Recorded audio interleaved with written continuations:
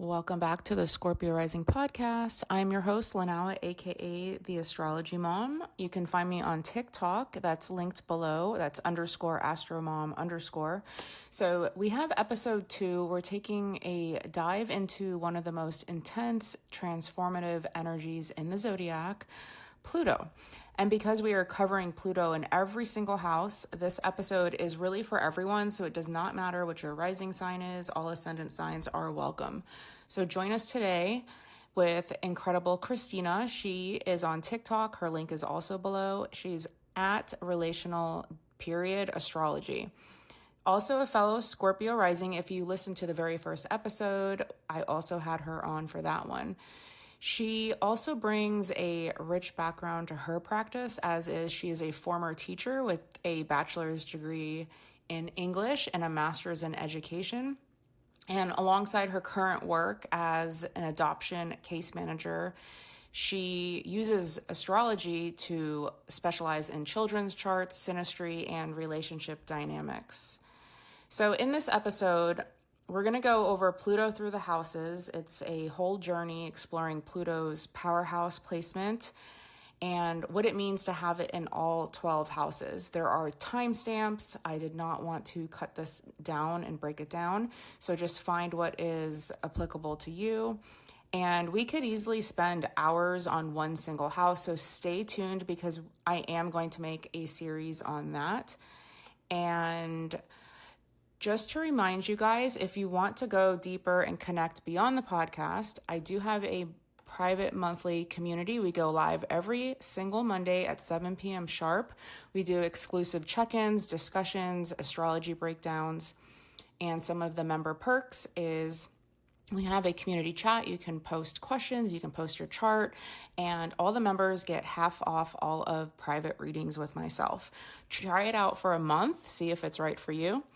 There's specifically created guides built exclusively just for Scorpio Risings. Those are available in the link below as well.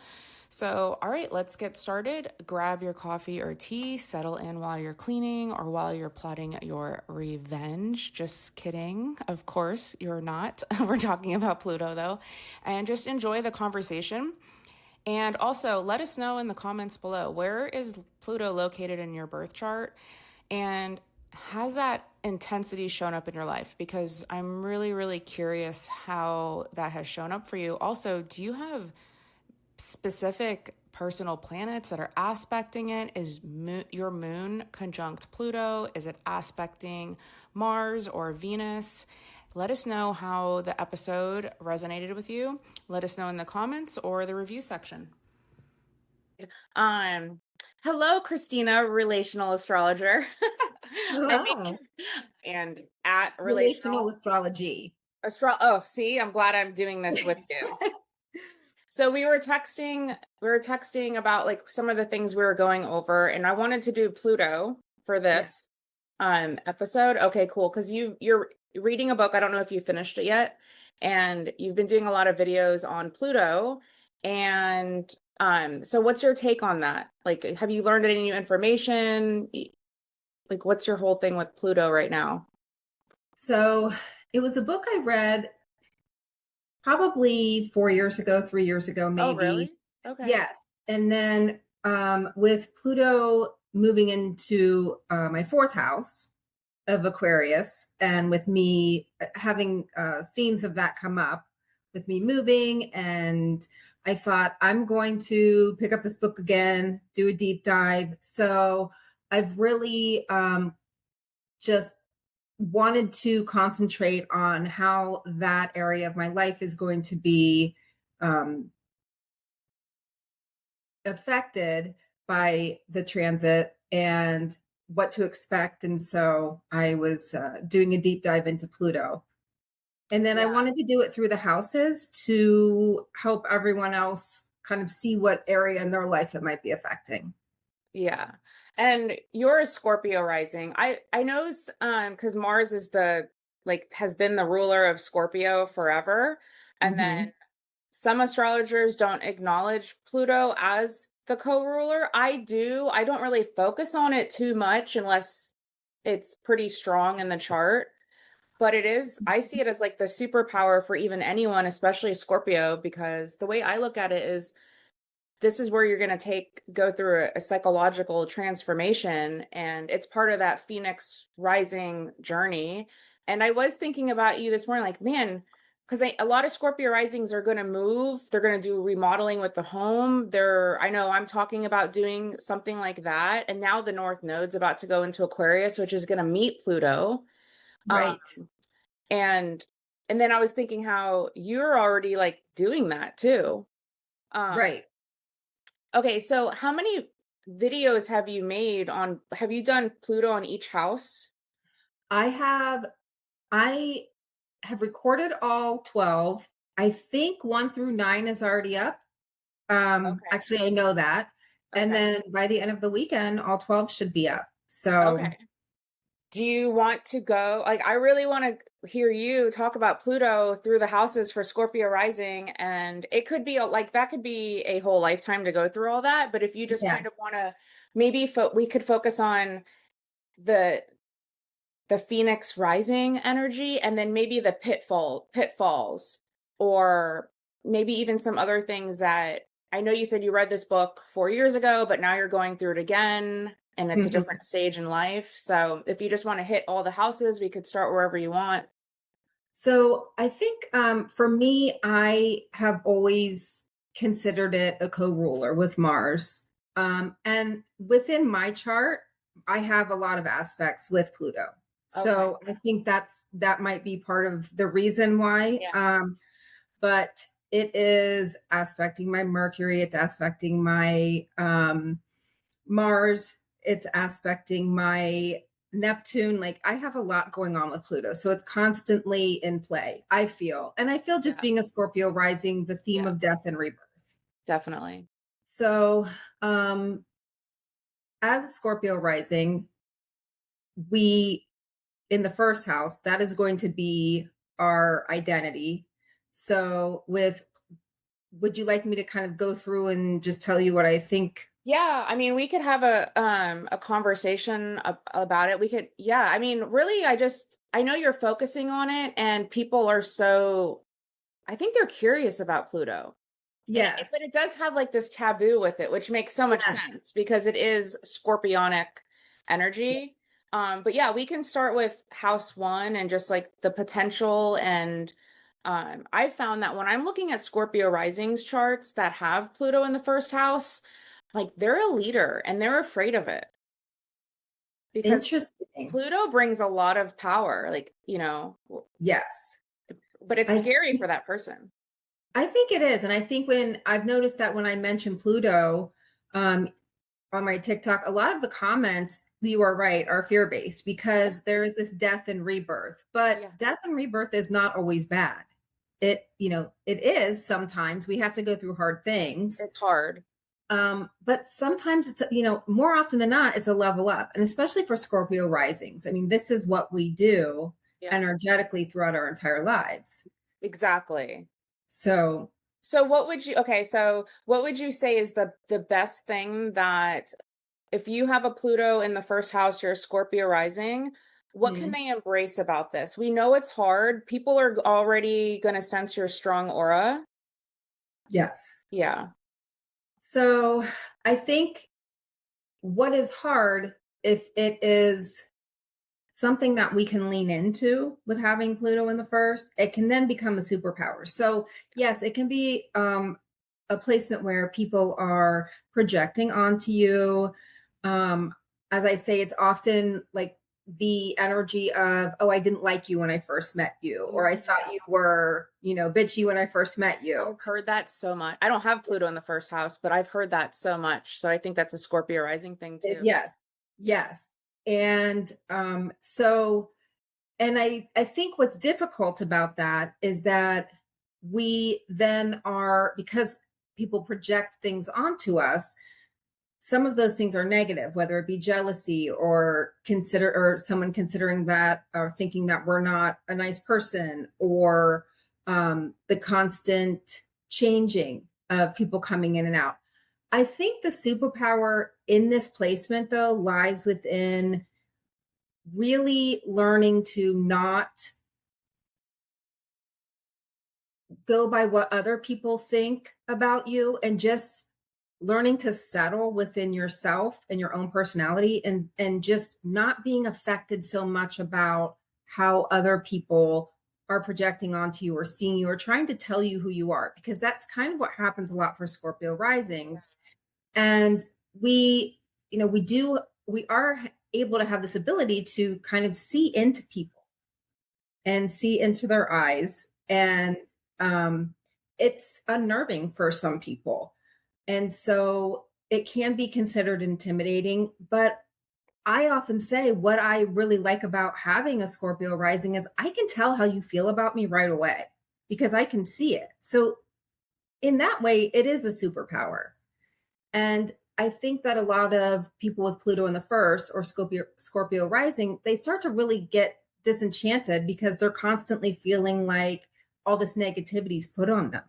Yeah. But if we get to the point, and it's going to come through healing and age and things, but if you come to the point where you're like, this is who I am, and someone else is not going to tell me who I am, Yeah. then we can sit back and just kind of watch it all play out and get comfortable with ourselves. Yeah. It is such a powerful placement. I actually just just made a post on TikTok, and maybe I put it in the stories, but saying how, Scorpio rising can walk into a room, and I think this is the same even for any ascendant sign that has Pluto in the first. And they walk into a room, and because Scorpio risings are so observant, and they Mhm. do it to be safe, they are guarded. And they've already experienced a lot of betrayal by the time they're probably 12. So, you walk into a room and you notice things, and you notice people's reaction to you. And then so then you're reacting to that even subconsciously and in your mind. And it's a weird place to be. And I think that's where the Scorpio rising or someone with Pluto in the first, they start to shrink themselves immediately. Yes. You know what I'm saying? It's like Yes. you could even be like, jolly and trying to make sure everyone's happy, and it can be taken the wrong way because an aura, it's an energetic field that does not need words to. You can even the Scorpio rising, it's like they're trying to hide from themselves. I feel like sometimes with Pluto in the first, but that's maybe just like the first half of their life, and then they get comfortable. Yes. And I think to piggyback on what you said about hiding yourselves, I think we are doing that because we do experience what we talked about in the previous episode, which is that we experience a lot of attention placed upon us that is unwanted and in Sexual ways that make us attention. feel unsafe. Yeah. So we're Hmm. constantly kind of scanning and reading the Yeah. room. And yeah, And it's really just because we've experienced feeling maybe unsafe in the body. So yeah, the Scorpio risings I've worked with, I would say most of them, well, obviously they're older because are younger because the Pluto placement is in Scorpio, and they've just not people are watching them anyway. Like you're transforming and you can try to hide and people are noticing it. And I just say like embrace it now. It definitely has like a lone wolf feel to it. So I guess like the shadow side is how do you react to yourself? Like that is so hard. And then that Pluto is harshly aspecting the fourth house and the 10th house. And that's yes, not easy either.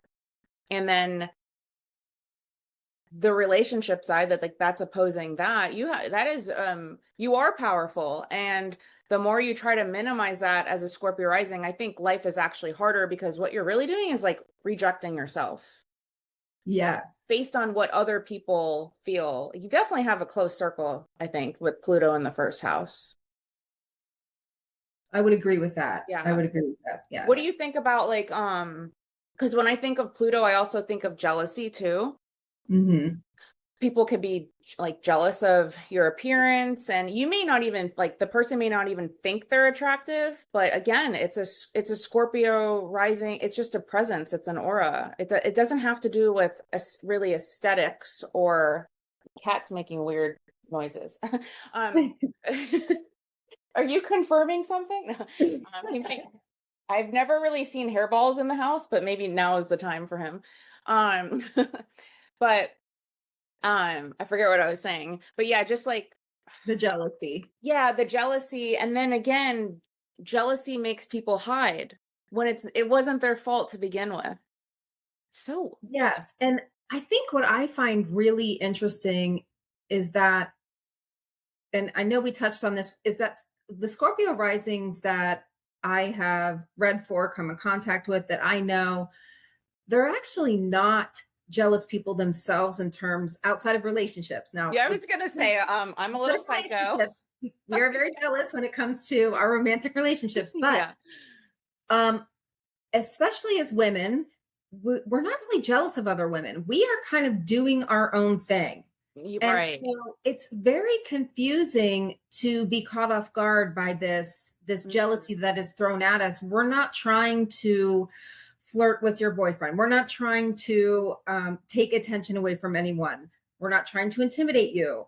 Yeah. Um, but it is bizarre when it doesn't occur to you to feel those feelings of jealousy towards other people.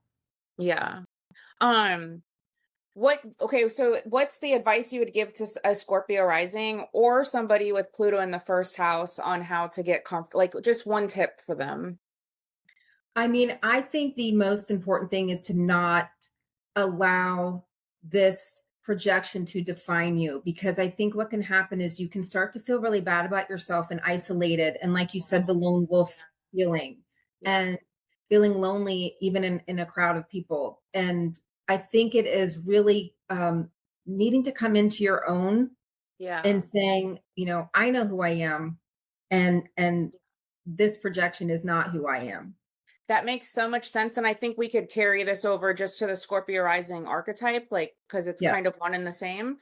The more you disconnect from yourself and minimize yourself for the peace of other people, you actually are disconnecting yourself. Like, you're literally pushing yourself away. And that's where you really feel lone wolf, like, Yes. energy. And that's really, really sad. That's a lonely place to be. But I could get It why is. somebody would do that because family is probably not accepting who you are to begin with, usually, a lot of times with family Yes. origin. So it'd start there.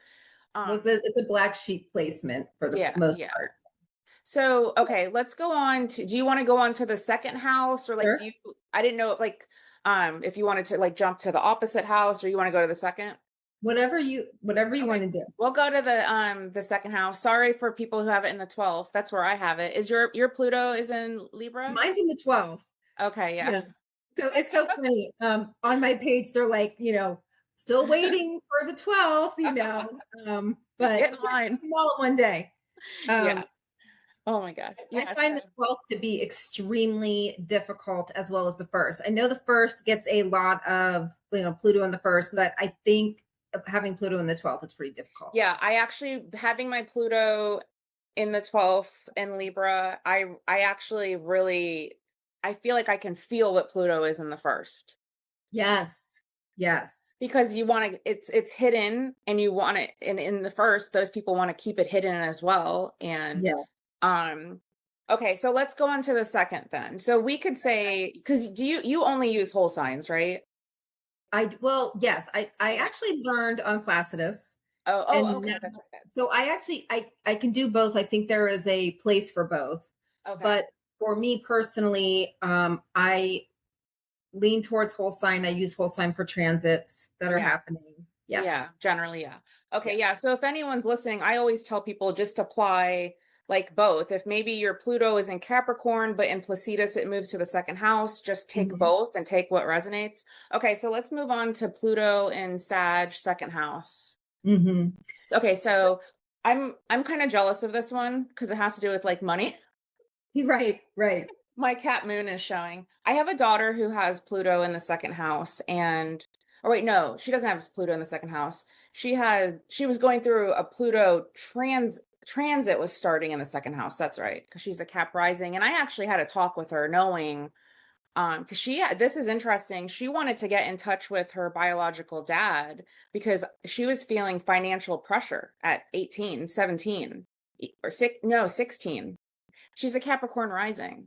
They always Yes, got the future on of their mind. course. And I Yeah. wasn't surprised. And it ended up being nice. They reconnected with him, and he's now taking him and his wife, who I think she's great, they're helping the girls financially where they need it. They live on their own, they're Mhm. independent, they pay their bills, but it's like, I raised them, you take, so she's getting support. Like, just, she was so concerned about money, but she never has a problem making it. So I'm like, Yeah. okay, girl, this is Pluto about to, like, it's touching your second house. Like, just relax. Yeah. You're gonna build wealth, but more importantly, your boundaries are developing here. And that's where the transformation, I think, is gonna take place for her.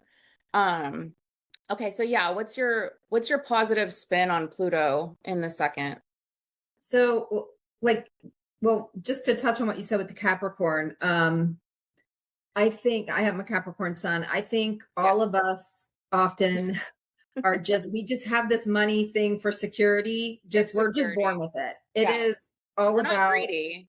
oh It's no, You need it's some for leftovers for to take care of the grandkids even. It's like, yes. I yeah, mean, I almost think of it as like, you know how we have our inherent needs as human beings, where it's like food, shelter, water. yeah, And I feel like with Capricorns, it that is makes financial sense. stability for us to Yeah, just be able to settle in our nervous system and yeah, relax. It's totally. not to actually show off or be flashy or anything like Yeah, that.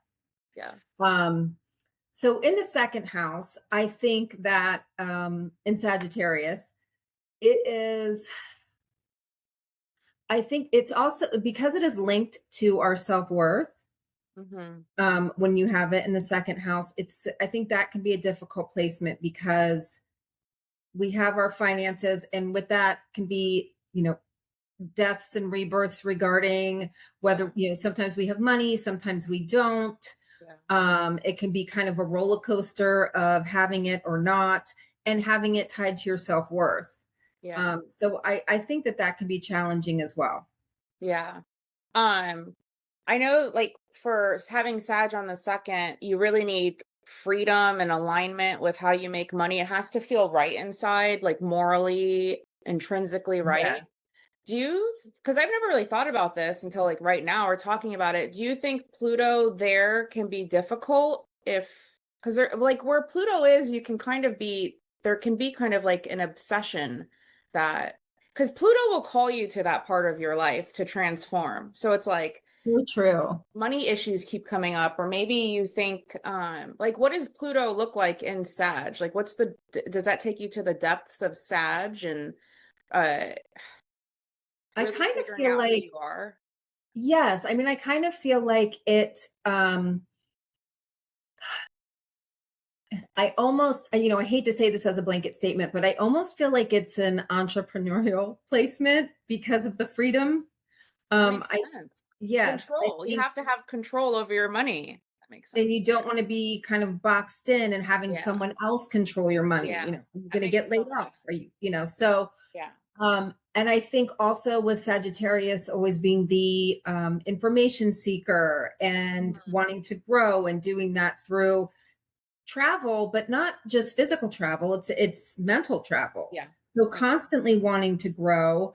I think that this is an area where these people often find that they want to work for themselves. They probably are going to do better working for themselves, Mhm. and Now, go ahead. they might find different. I mean, with Pluto being there, it might be a lot of different things happening. It could Yeah. be different artistic expressions. Yeah. Um, if Pluto, I think because Pluto holds our secret power for anyone, Hmm. but Scorpio rising should pay special attention to it. Do you think, because I'm thinking if you have Pluto and Sag in the second house, and if Pluto in first is hard to accept, maybe it's hard to accept wherever it is for anybody. And that Scorpio rising, if they do have, I mean, a Scorpio rising wouldn't even have Pluto and Sag though, because they'd all be dead, right? Right. Like, But I think it would be a double whammy, right? Because yeah, Pluto, like having Scorpio rising, if you yeah, believe in co-rulership, it's kind of like having Pluto in the first. yeah, And so then you're actually getting Pluto in another house that you're having to deal with. yeah, So yeah. you're getting it both ways. Yeah. I guess like if anyone's listening, they definitely don't have Pluto in the Sag because wait, I'm trying to think. Pluto is in Aquarius, so I'm trying to think of the math and Oh, like yeah, okay. we have people with Pluto and Sag. They're just Yes. um well, someone smarter than me in the comments will maybe Yeah, let's do that. Let's do that. That sounds good.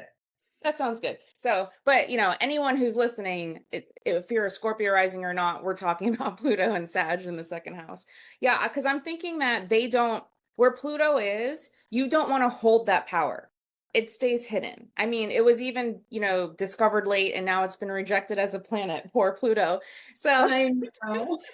um, I would think these people can have a hard time accepting that they are resourceful and they will go to the depths of hell to be self-sustaining, and that is what people actually could be jealous of you where that is. So then the double whammy is that we don't want people to be jealous of us. We want to be accepted. We want to be loved. So if that means dimming my light once again, Mhm. um so be it. So I think it can take time, and Pluto takes its sweet time, and I think it's because it's authentic and it's concerned with the truth. You're really, and it can take half a lifetime to figure out what your talents are, and they also change with Yeah. experience, which Pluto is going to bring in definitely into the second house for sure. So what's the one thing you would say to somebody who has Pluto in the second house to help them? Like, what's one thing that they could focus on? I think with Pluto in the second house is really you're going through the death and rebirth of feeling self-worth and its tie to money, and realizing that those two things are not connected in terms of self-worth. Right. And so then you come out powerful of really knowing who you are, I think. Yes. And then it's almost like you have this level up energy of being out of the game, of feeling like an attachment to money tied to your self-worth, Oh, it makes when sense. most of society is still doing that. So if you can get to that point, you can really find freedom. Freedom. Yeah. Is in Wow. the It's like the Sagittarius. depths of freedom within the self. Yes. That's cool. That's very liberating. That is powerful. Yeah, that is so powerful because that is Jupiter's like the teacher energy. Yeah, it makes me think of like the guru, the teacher who just is so not attached to anything. Doesn't mean you live in like with having nothing. That's not what that means, but you just know that you could lose anything at any moment too with Pluto Yes. there. Okay, so let's move on to Pluto in the third Okay. and or Capricorn. Okay, so what do you have to say about that, Pluto in the third? Pluto in the third is a communication. It could be a communication issue. Yeah. So it can be someone who the journey is more than likely someone who is silencing their own voice. They're Mm-hmm. not, their voices, whether it's by family or friends, they're not really taken seriously. So they learn to kind of dim that light, like you were saying, and um, feel like their mental capabilities are not as sharp because people are not taking their voice as serious. So these, with Pluto in the third, it's going to be learning to find your voice, learning that it has worth. And then once you do, you Mm-hmm. people need to hear what you have to say. Yeah, So I guess. realizing that you do have something to say and it's important.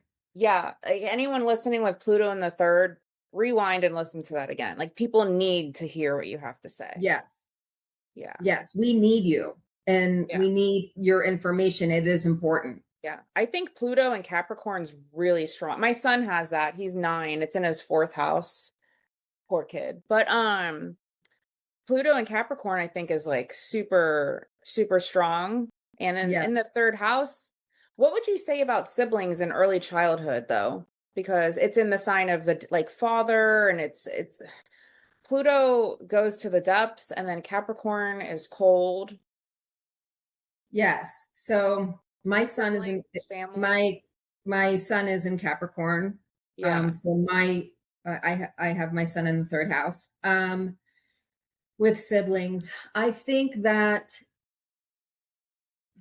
in Capricorn, like you said, with the father, I think it can show up as, um, interestingly enough, my sibling helped raise me because I had a single mom growing up. So we were in a situation where my older brother was almost parentified. And Yeah. so it showed up in that way. Yeah. Um, and Okay. I think there can be a lot of that, or just restriction around the relationship itself. Yeah. One thing that just like kind of popped into my head was I wonder if the kiddos that have Pluto and Capricorn, part of their life's purpose is to heal lineage, Mm, like that generation. Um, interesting. yeah, Yes. because I just think about my son and with his father, and you know, I see we went through a divorce 2 years ago, and when I was reading my son's chart and kind of like not happy with my marriage, but also trying to save it. And knowing that Pluto is in my son's fourth house and seeing what it's aspecting, it sucked. I like wanted to prevent, because one of the things Pluto there, which we can talk about when we get to the fourth, but like divorce in the family, like you Right. lose people, you lose your house. My son is always going to transform through fourth house. I guess I'll save that one for when we get there. Um, yeah, I would think maybe like, gosh, Pluto in the third house, I feel like that's the person who tries to hold the family together too. And they learn to do that from early childhood, and they're noticing things in their immediate environment and how the systems maybe work. And if it's not in Capricorn and they're not a Scorpio rising, I would think they could be really good at researching and therefore maybe like be a teacher. And like you said, these people have to speak. It does not have to be perfect either. Mhm. I think the problem is the reason that they don't feel they can speak is because with Pluto there, they see the unseen, they see the family system, the way it's working. No Right. one wants to hear Nobody that. wants to listen. Right. So Yeah. then they become, discarded, because of that, because they see the truths. Yeah.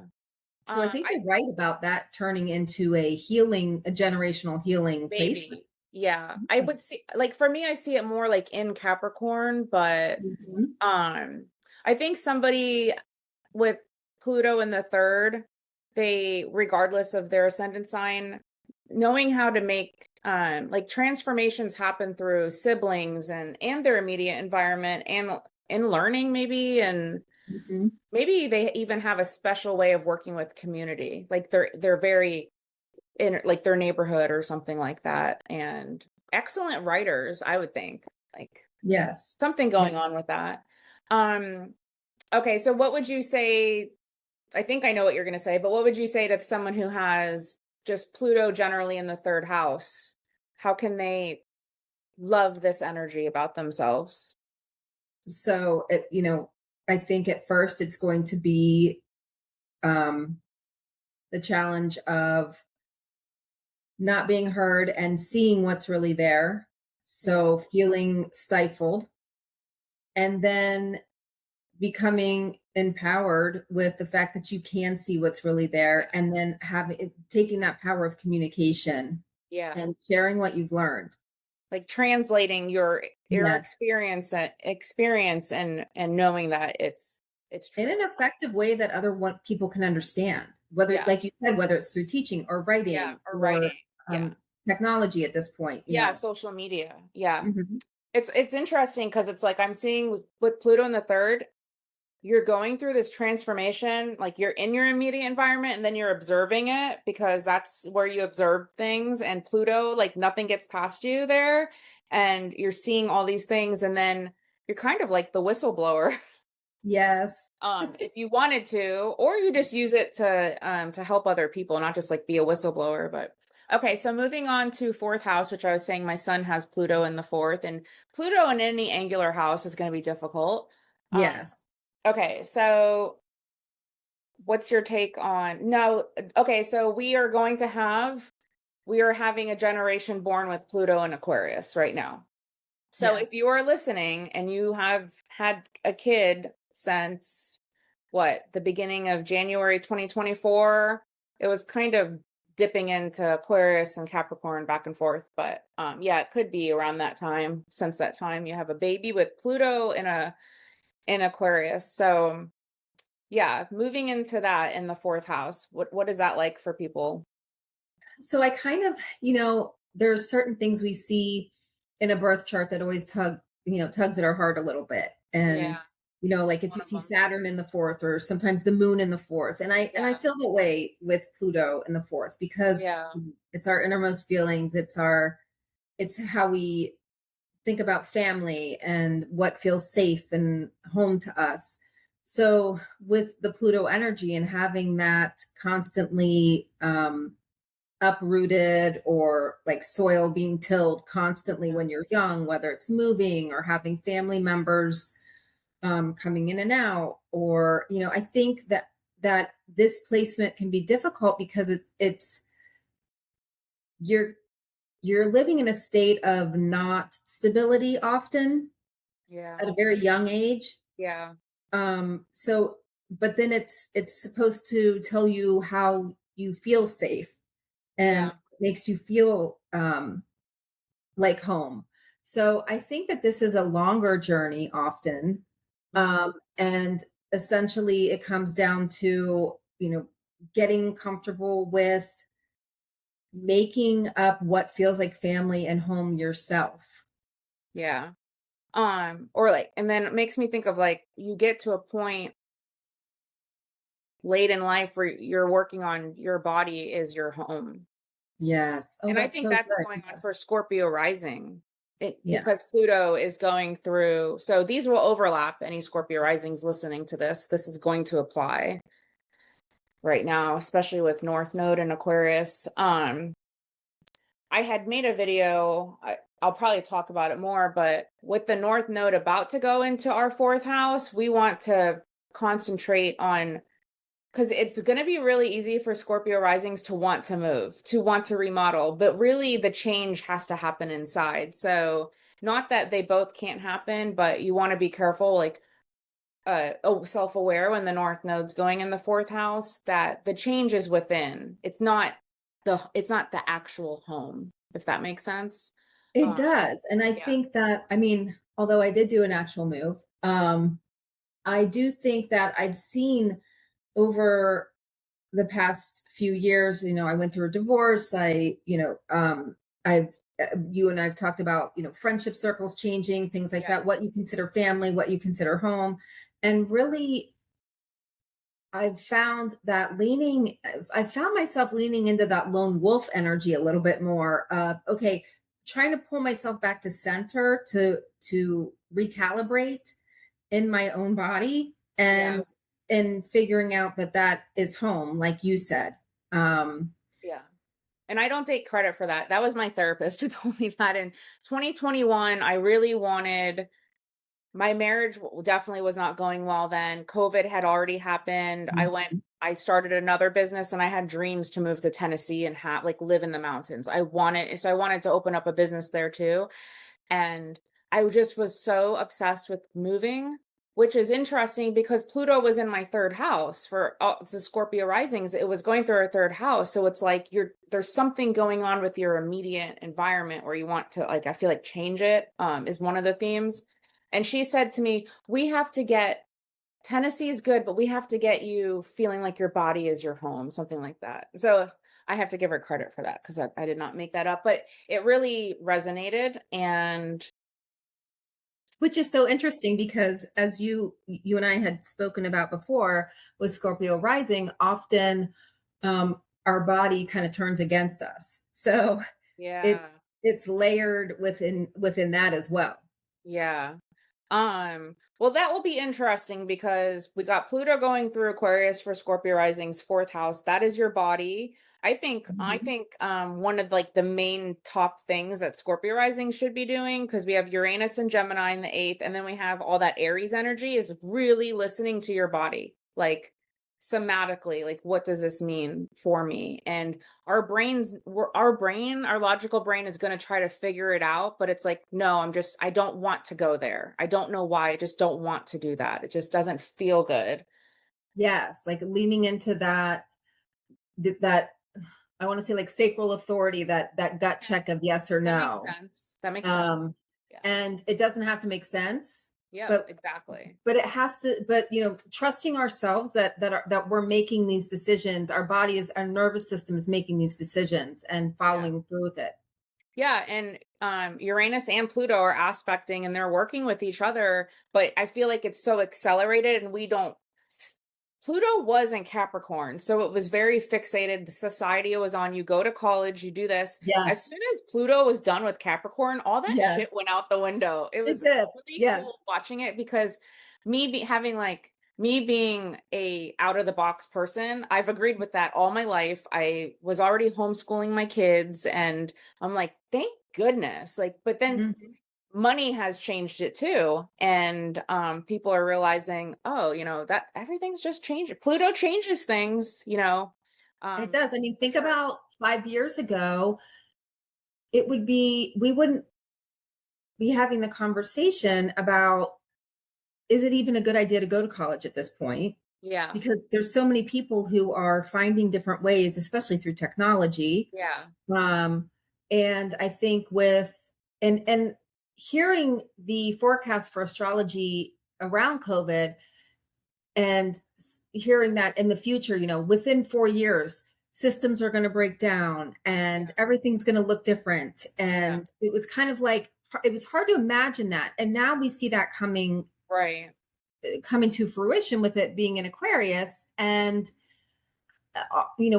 just seeing all of the AI and the technology and the way that and actually people are saying, I don't even know if I want to do this college 9 to 5 work Right. job. I don't think our, body is able to do Oh, it, I and then know. paying it back. And I They're so think, stressed. Yeah. yeah, everyone's stressed. And like you said, the mental capability is just becoming Yeah. so fast with the Gemini. Yeah. It's very interesting because Aquarius has a lot to do with how we think, but how we think collectively. So if there's a system that's broken, which I think of like Capricorn, but now we're into the next phase, the other systems can't keep up and they don't want to. So Aquarius energy is we are all working at one, and then you have stragglers, because it's The Aquarius. stragglers are like the last dying breath of like, you Yeah. know, get your gold watch, work for 30 years, Yeah. in the same position, just doesn't exist that much. I have Uranus in the first house. Yeah, And same. so I've always been a weirdo, and I'm glad to see everyone else is joining the party. I know, thank goodness. Yes. Yeah, I tried to suppress that for so long, and now we both had our Uranus opposition, but um, yeah, for sure. Um, okay, so Pluto's difficult. My son has Pluto there. I could see like me wanting to prevent things, but it just wasn't going to be prevented. And he's a Cancer sun, and so Okay. he still talks about the house that we sold 2 years ago and he is a homebody. He is the child that one errand per day or maybe two errands per week. This kid, he stayed at home last night and we went out to eat with my daughter.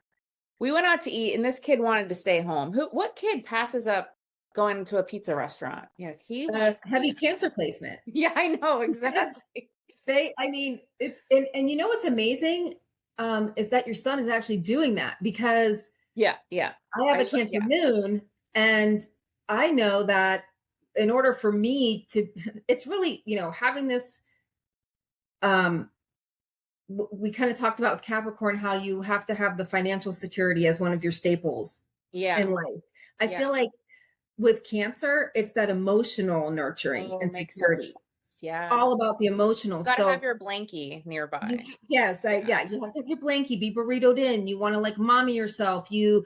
And then it's the nostalgia with Cancer, and so the Yeah. holding on to home, and the whole, and Yeah. and trying. So and it is the crab, like the hermit. Yeah. You go out, stick your toe out, and you want to get back in there where it's Yeah. cozy. Yeah. Yeah. So I love that. I love that for him. That's great. Yeah. He's so cute. Yeah, he doesn't like loud noises, and I actually forgot this year, but I usually do a PSA if you have kids that have heavy cancer placements, they don't want to be around the fireworks too long, like they're going to be tired. And my son, actually, we did fireworks outside and he was like, I'm over this. Went in the house. Yeah, let's go in the house where it's He's cozy. like, I have a headache. Yeah. I Um, love how cancer placements will, it's just time and time again, they are the ones that have the photos of the grandparents and the generational, and my aunt gave me this trinket, oh and yeah, yeah. Yeah. it's always just it's always just showing up with this need to be surrounded by this emotional warmth of Yeah. family and coziness. Yeah, for sure. Um, okay, so did I already ask you what you would tell somebody with Pluto in, and also there's people who are listening again who have children right now who have Pluto in the fourth, and you mom and dad, uncle, grandma, whatever, you guys need to pay attention to this because Yes. they can go through they will go through a lot of transformation through that part of their chart if they have Pluto there. I guess that, yeah, I don't know what rising signs they would be, but my son's a Libra rising and has Pluto there, but he's 9 now. So what would you say to someone who has Pluto in the fourth house then? So I think as a parent, Pluto, if your child has Pluto in the fourth, really trying to provide stability as much as you can, even if there is a lot of upheaval and moves, Through or emotion, because yeah, their homes are going to change with Pluto in the fourth yes, house. Your what you call home is going to change. yes, Yeah.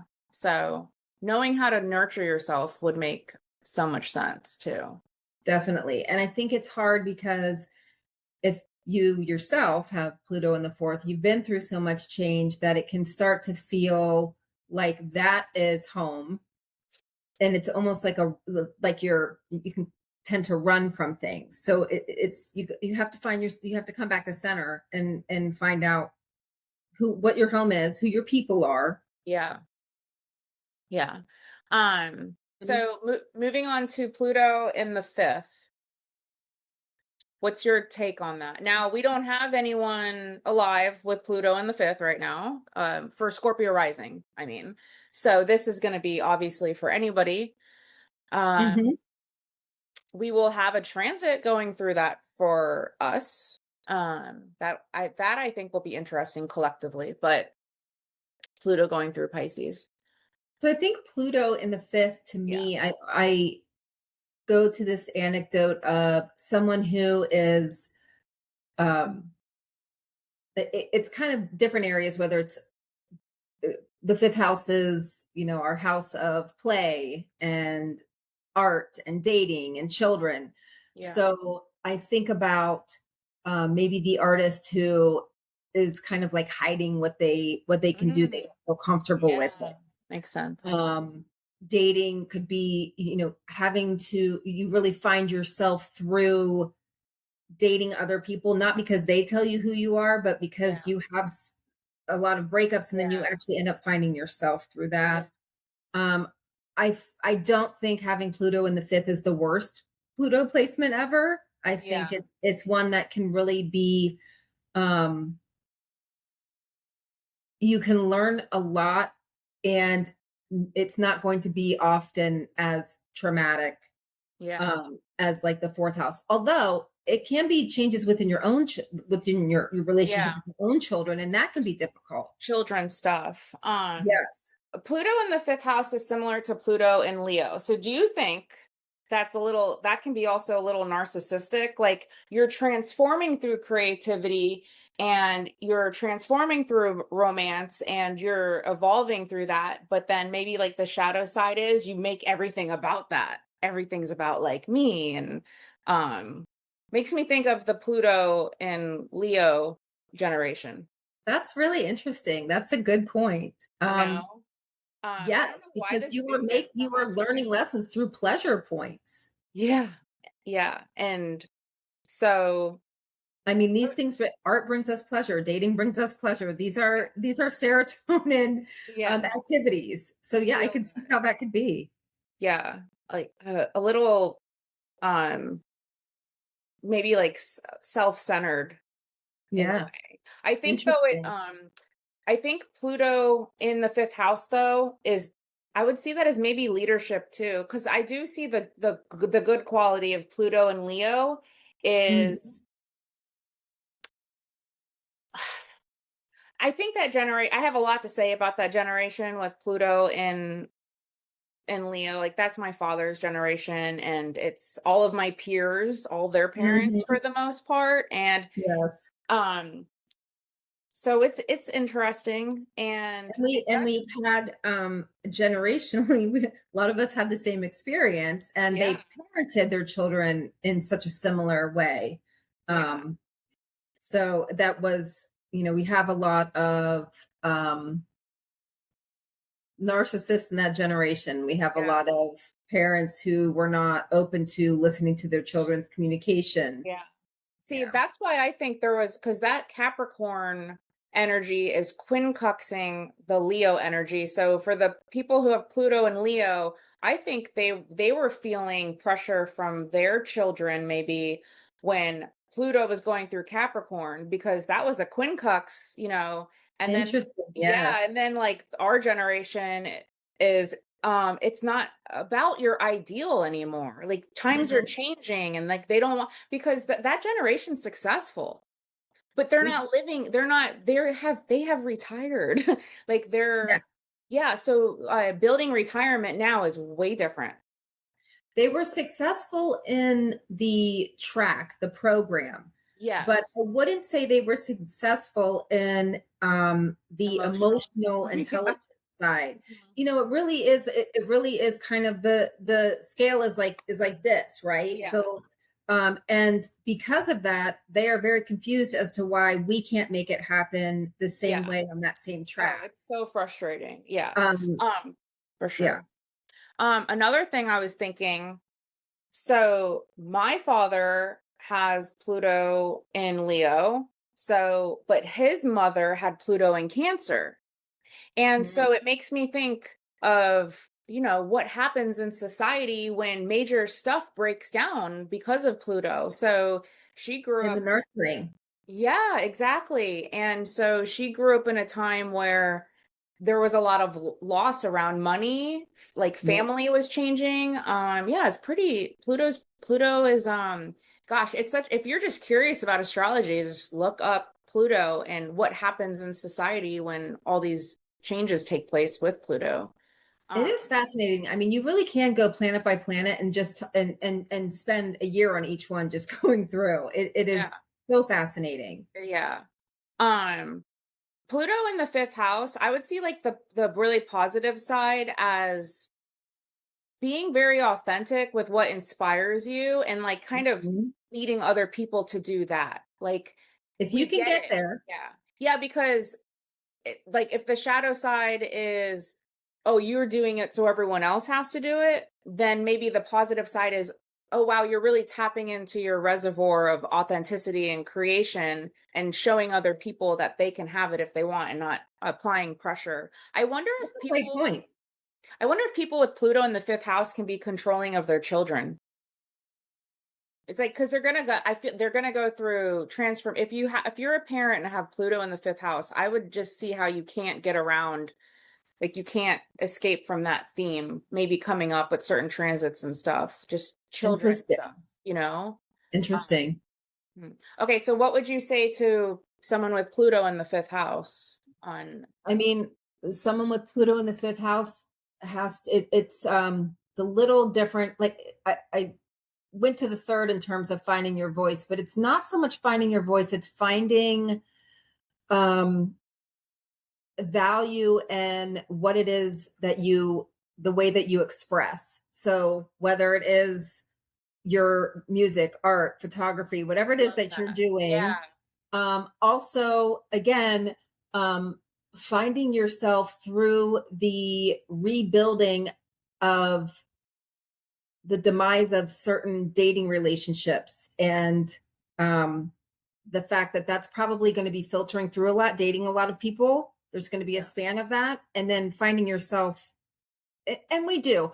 Look, people break up and they find themselves, but this is going to be a theme where this would maybe be more prevalent in this person's life. It's like it makes me think of you change, you morph and you evolve through heartache, whether it's with someone else or kids or things going on with your freedom of expression or not.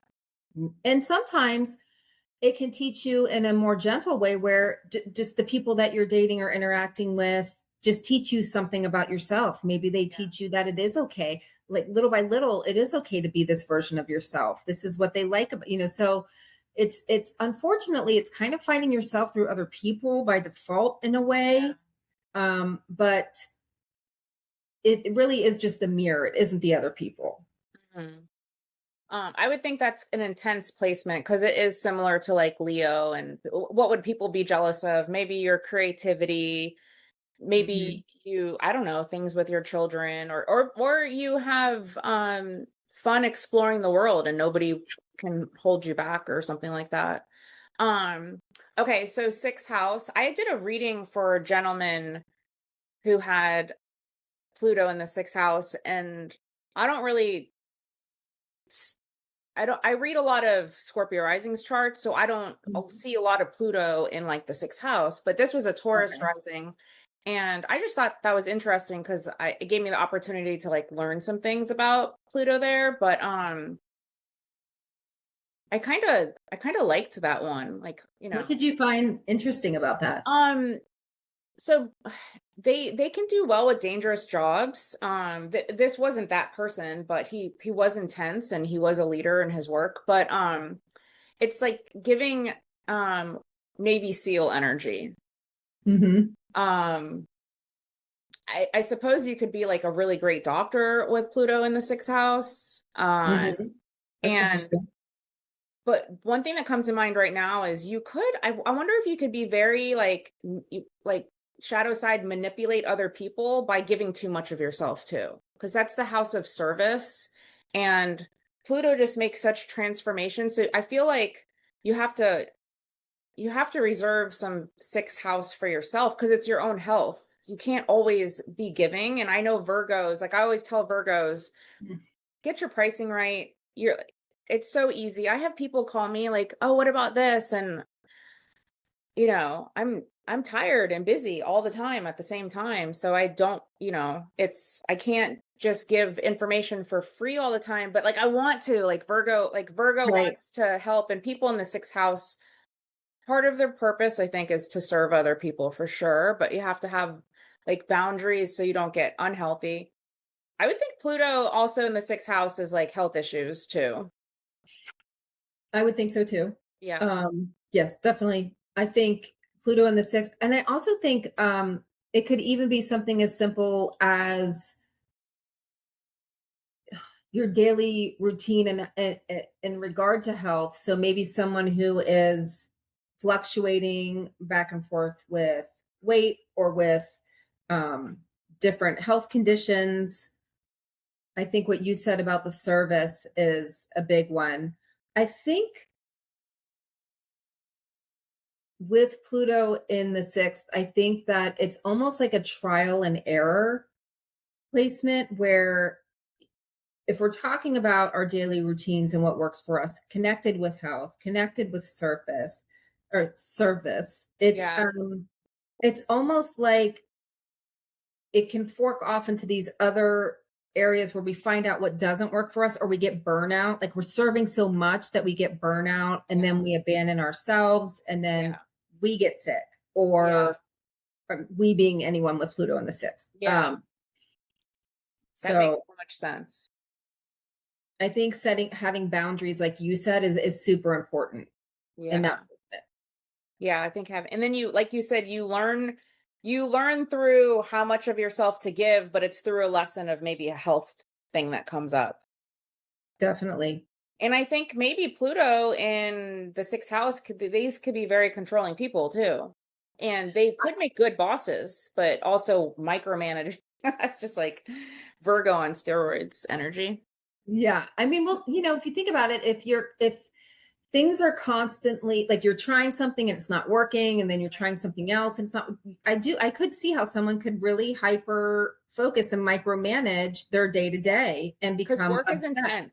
That's what I'm Yeah, getting from Pluto. Because I was reading that Pluto in the sixth house, like these people do well in dangerous jobs. Like, that's interesting. yeah. So I thought that was really neat. That's why it didn't have the example of a Navy SEAL, but that's what I was thinking, Navy, like a really dangerous job, or um they also, I think, have very hot, very honest. I think people with Pluto in the sixth house can be very, very honest. And if you have a boss or a office manager with Pluto in the sixth house, they're going to tell on you if you're doing shady stuff at work. Right. That's how I think Well, they're the generally taskmaster. It's a works. taskmaster Yeah. situation. They have Oh, the like, routines. and with the whip, because that's giving Yeah. a Capricorn, like earthy. Oh, I guess it would be like, I don't know. I just think of like Capricorn energy. Like That's funny. Capricorns will make other people work hard or get annoyed with people who are not working hard. Hmm. So funny. Um, what would you say to people who have Pluto in the sixth house? Because this is, again, like we're looking at it like this is your superpower, but you're also going to transform through here. And I feel like these people could be really hard on themselves because it is Virgo energy, Virgo Hmm. themes, anyways, of like Yeah. perfection and I think it is really, I would say the thing that comes up for me a lot is that idea of burnout, that idea of self-abandonment to serve others, to serve, um, or to lose yourself into what you think is going to be the path you should take for your own health or for your job. Um, and to maybe not think about what it is that you actually want or need. yeah, So I would say, good really point. getting in touch with that. Yeah, good point. Like you could almost early life put other people's needs before your own. Definitely. And I kind of picture it as someone who is like they can be very rigid. Like they get up, they have their protein shake, they work out, they go to their 9 to 5, they're serving others, they're help when something needs to be done at the office, they're volunteering to do Yeah. it. And then they're reaching the point where their body shuts down or they can't do this anymore emotionally, Yeah. um, because of maybe being too rigid, or if there's such a thing as two, I don't know. But um, it's that control. Yeah. It's almost like if you have Pluto in the sixth house and you do find yourself having a hard time letting go, that's where an opportunity goes. It's more like mind your own business, but be willing to serve when the opportunity comes. I love that. We need to Yeah. make that. We need a t-shirt. Yeah, we need my youngest daughter, she's an Aries rising, Aries sun, and then Mars, her ruler, is in the sixth house. And it's in Oh, Libra, wow. but in Placida sits in the sixth house, and we call her the CEO. She we got into a debate yesterday because we were talking about rounding off, and she always wants to know the time. No surprise Okay. there. It drives me insane, and it has to be the exact time. You can't round That off with her. is there Capricorn in her? No, I think it's just the Mars in the sixth house, like kind of is like a time, like it's very much Yes, around the like, routine. Yes. where do you have to be? It's always like, oh, I have to be here and there and all of that. Um, so I was trying to explain to her that you don't round back in time because you will cause people to be late. You can round Right. forward because maybe it was like 3:30, 3:27, and I rounded it to 3:30. And so she said something about rounding it back. I don't know. It just, so we tried to explain to her, and it was gonna turn into an argument. And I said, whatever, you're right. Um Yeah. so anyways, she's just, we call her the CEO, and she knows what's happening at all times. And I'm trying to convince her that maybe she should just consider being a lawyer because she's just she goes into the details, and you can't her memory is just impeccable. It's That pretty is impressive. hilarious. Yeah. My closest friend, she's that we grew up with, or that I grew up with. She's an Aquarius, Libra rising, Leo moon, but her daughter has, I think, like 3 Aries placements and a Virgo moon. And she is, we call, like, we have a name for her. We're like, she's the scary Aries Yeah. because Oh, that's so it's, funny. yeah. And because she's like, my friend is, she's more flowy. She's like, time is what, Yeah. whatever. And she has this daughter who is Yeah. 9 years old saying, we need to be here then. What are we doing this? Are we Oh, yeah. organizing the pantry? What is, and Yeah. she's like, Oh, that's my daughter. yeah. She was And so organizing my iPhone yesterday. She was cleaning and getting rid of apps, and that's hilarious. yeah, So yeah, the scary Aries, because they are not messing around. And no, they're and we not. need them because they are actually doing the stuff that we need them to Oh do. yeah, they're on the front lines for sure. Yes. Yeah, Yes. so funny. I was raised by an Aries father. Um, Interesting. so I it's was raised always, by an Aries mother. oh my gosh. Oh, so what was your father then? My father was is a Sagittarius. He is a Sagittarius. Okay. All Yeah. right. My mom is the opposite, Libra. So of course they just Wow. there's yeah, and Yes. then I know that his Mars is in Taurus, which squares her no, actually it was conjunct her moon actually. That which makes a lot of sense for them. But um I love Aries women because as someone who's always in charge of stuff, they're bossy. I love it. Like you make the plans, you You tell can me take a what we're break. doing. I get a mental break.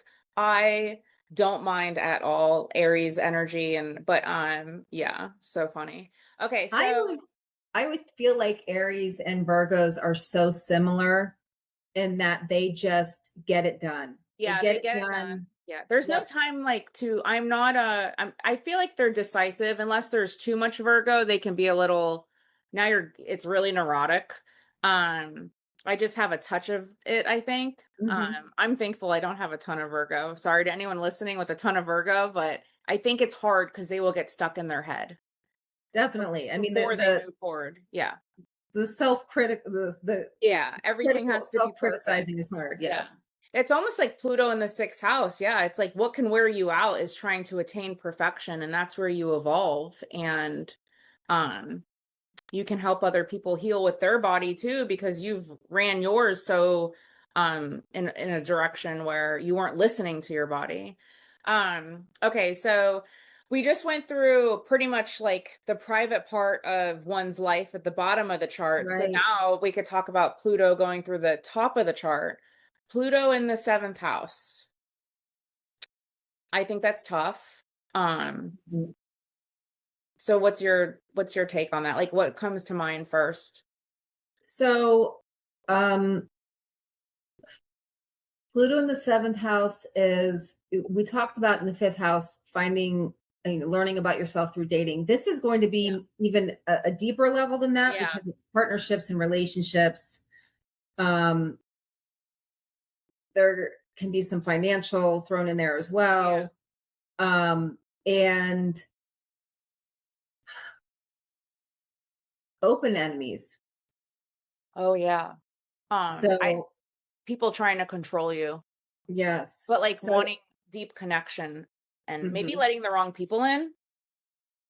letting the wrong people in or becoming dependent on the wrong people through finances or through partnership or Yeah. through um, feeling like you can't stand on your own 2 feet without them. I think Yeah. there's a lot of hard lessons in this placement.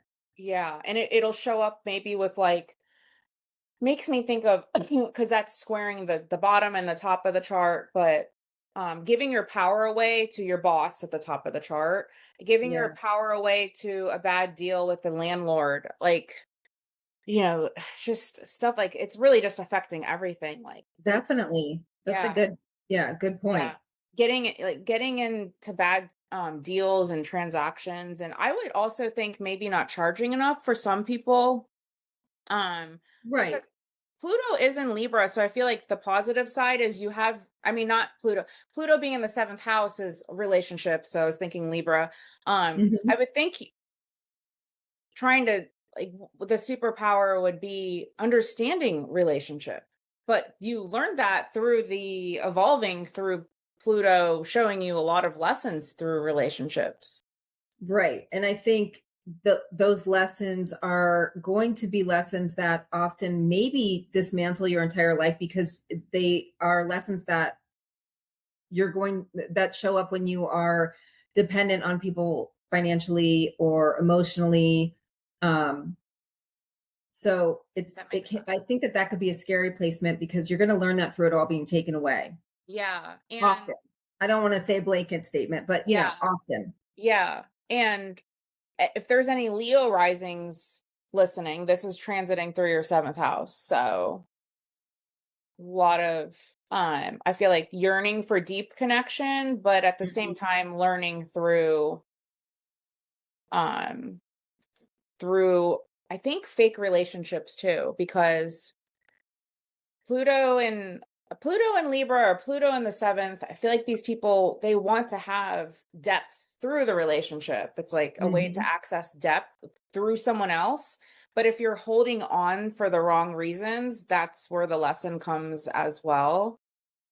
Yeah, I think it's this placement would want a surface level connection isn't going to cut it. So we're going to try Yeah. to have a deep Yeah. connection. And so that can be a good thing with learning deep connect. The unfortunate thing is you can't find a deep connection with just anyone. And so oftentimes it can be kind of a smoke and mirrors of, is this really a deep connection or is it a one-sided deep connection, which is Yeah. dependency? Or, and then it comes into how do you find a healthy way to discern which people you can have this deep connection with and actually finding people that are able to meet you at that level. Yeah. And if Pluto isn't to go more on what you said, if Pluto's in the seventh and it's opposing the first, you want to Mm-hmm. be careful that you don't reject the self for the desire you're trying to get from an empty pot. Like someone they're not honest because Pluto's going to want to be honest. They're not Yes. honest. They don't share their resources. You just moved in with this person and they're making you do way more than you should or something, Mm-hmm. something like that. I think same with bosses too. You're going to feel like you're going to learn like sometimes there's no give and take with certain people. So you like take your power back within the relationship. Interesting. So there's like you're taken advantage of in a way, Yeah. and then Yeah. having good Yeah. point. But I Yeah. also think it can also because Pluto I think will force you to like reckon where you don't have power, but you do. You just feel powerless because you're not using Pluto in the correct way, which would happen to anybody. Um And so they're feeling like other people are applying pressure and also taking advantage of them. So then they can also learn the shadow side to do that to other people first. It makes me think of Leo risings that have Pluto going through Aquarius. Like, Yes. um, the way they handle relationships and transactions, I think is going to change by the end of this transit. I think relationships will just be different for them. Um, that is definitely a hard one to have Pluto on the seventh, I think, because that's I where kind you're. of feel I kind of feel like with Pluto and this might be an oversimplification, but sometimes I see it as it's almost like the life split in half where the first half you are really kind of getting hit with all of this over and over again. And That makes then sense. if you can get into the healing part, then you can turn it into the superpower Yeah. of, okay, Pluto taught me over and over and over again. And then finding out, okay, I've learned this. Now how can I work with this to serve me? How can I use this as a power? How can I use this to actually be comfortable with what it is that I want with Yeah. a healthy relationship? What does that look like? They Yeah. might have to see what it doesn't look like first. Right. So you learn a lot about where one begins and another person, or where you end and where someone else begins. I think That's, so. yeah, like the crux of the relationship part. Okay, so Pluto in the eighth, I think is interesting because that's Scorpio energy. Mm-hmm. I imagine these people to be more reserved. I don't know, that just like popped in my head. I don't even think I know a lot of people with Pluto in the eighth, honestly. I guess my generation, Pluto in Libra. So if somebody has Libra on the eighth, what do they have on the first? Pisces. Yeah. Pisces rising. So Pisces rising. So it's rare. Yeah. Oh, I do Well, know one person. They screwed me over. did they? Yeah, So very, like yeah. I have a family member who's a Pisces rising. So they would have Yeah, if they're Pluto in around. the Yeah. Yeah, because I just don't see that often.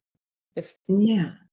just in general. I think the eighth is, it's because it is Scorpio, like you said, it's hidden. It also deals with um a lot. It deals with money again. We're talking about money, um, other people's money. I think a lot Um, fear of losing power is a big one for Pluto in the eighth. And I think they'll argue that too.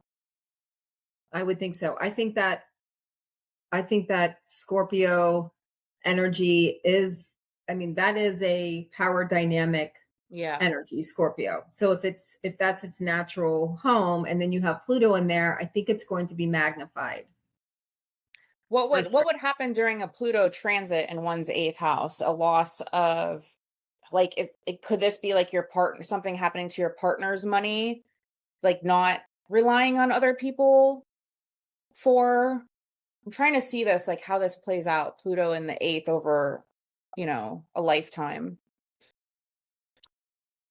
So Pluto in the eighth, I think that is a little bit of double whammy energy, because it's ruled by Scorpio traditionally. Um, and it has these themes, like you were saying, of what's hidden. I think people with Pluto in the eighth have a lot of themes around intimacy, Hmm. and that could be sexually, but also emotional intimacy and vulnerability. I think that this is a place where a lot of trauma can show up, and so this placement, I think, is where someone would learn a lot of lessons through maybe some pretty dark experiences. Yeah. Or betrayal. Betrayal, definitely. Yeah. This I think this becomes a an energy of like investigator energy, because you're constantly looking out for the crack in the wall of where the betrayal could seep through. Mhm. And um probably see it really well and then maybe question your own seeing of it too, which is right, difficult. right, because if you are feeling betrayal, or you are going through traumatic experiences through other people, then it's not going to be as out in the open. Yeah. I think there could be a lot of money themes too, and that could be like positive, or maybe you work in finance or something, or as a Be career. work. It can also be. Oh, I'm sorry. Oh no, go ahead. I think you're gonna say therapist. Well, what I was going to say about the money is like, so it ties into even things like alimony or other people, like Oh, it, yeah. things like that. So Yeah. it's a little bit in the theme of having to. You can learn lessons on having to really stand on your own financially and have some pretty scary things happen to you to Yeah. where you have to learn that lesson. Oh yeah, and it's almost I wonder because it is after the seventh house of relationships. So what if like you marry someone who is going to share their resources and then the betrayal was experienced through them not or taking it all away in a very unjust way. Like I think of out like a divorce of some kind or Right. and he cheated Money you were or counting she. on. Yeah. Yeah. Yeah. Um yeah, it's like other people, like I'm getting the sense other people's resources Hmm. are not accessible because they'll betray you and stab you in the back. Right. And there's the themes of inheritance there as well. Yeah. So I think there's a lot of themes with other people's money. And I think and then what we were talking about with therapists, because of the connection to trauma, I Hmm. think that people who have Pluto in the eighth are very drawn to like mystery, and they're very Yeah. drawn to healing and learning about trauma. And because they probably themselves have been traumatized in life often. Yeah. Um, Also, the investigator side of like what motivates people, because the Pluto can see what others can't see. yeah. And so it's this kind of dark, smoky, it can't see what everyone, can't always see what people's intentions are. But with Pluto there, you can kind of see through the fog and understand the patterns of people's intentions that other people can't see. Yeah. I think that can be scary because then if you do see something and you see patterns, then that person, because this is usually, it's going to be in some kind of relationship, probably, they have Right. to exercise a decision on letting the person go. But like you said, there's money tied up in this. There's There, money you, tied up, there's power dynamics, yeah. And it's not about the money, it's about living, like paying your bills. security, just Yeah. yes, living. Yeah. Security. Yeah. Security within partnership is what the eighth house also is.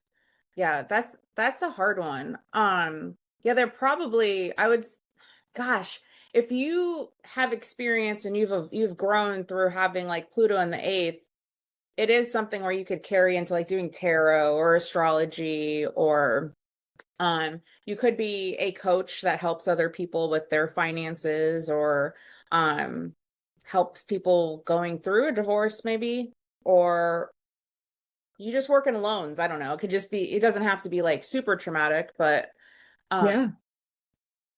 yeah.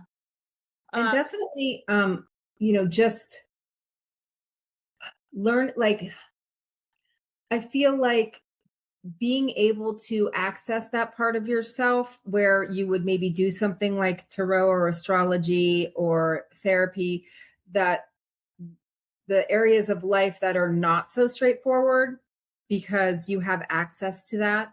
mhm. Yeah, you definitely, I would think if you have Pluto in the eighth house, you definitely are in another realm. Hmm. And I think you definitely have to have good boundaries, because it's where people could want to they could be jealous of your independence too, because that is Scorpio energy. And I think you'd have to be very discerning when it comes to joint ventures too.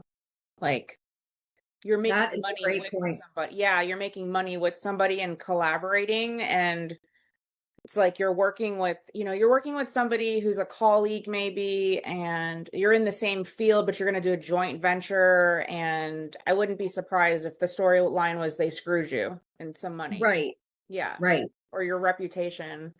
Um, They took your idea, they made the money, and you oh didn't. yeah, yeah, because that's a thing for you. Because what do you have? Was it, where's your Mars in Gemini, right? You were saying?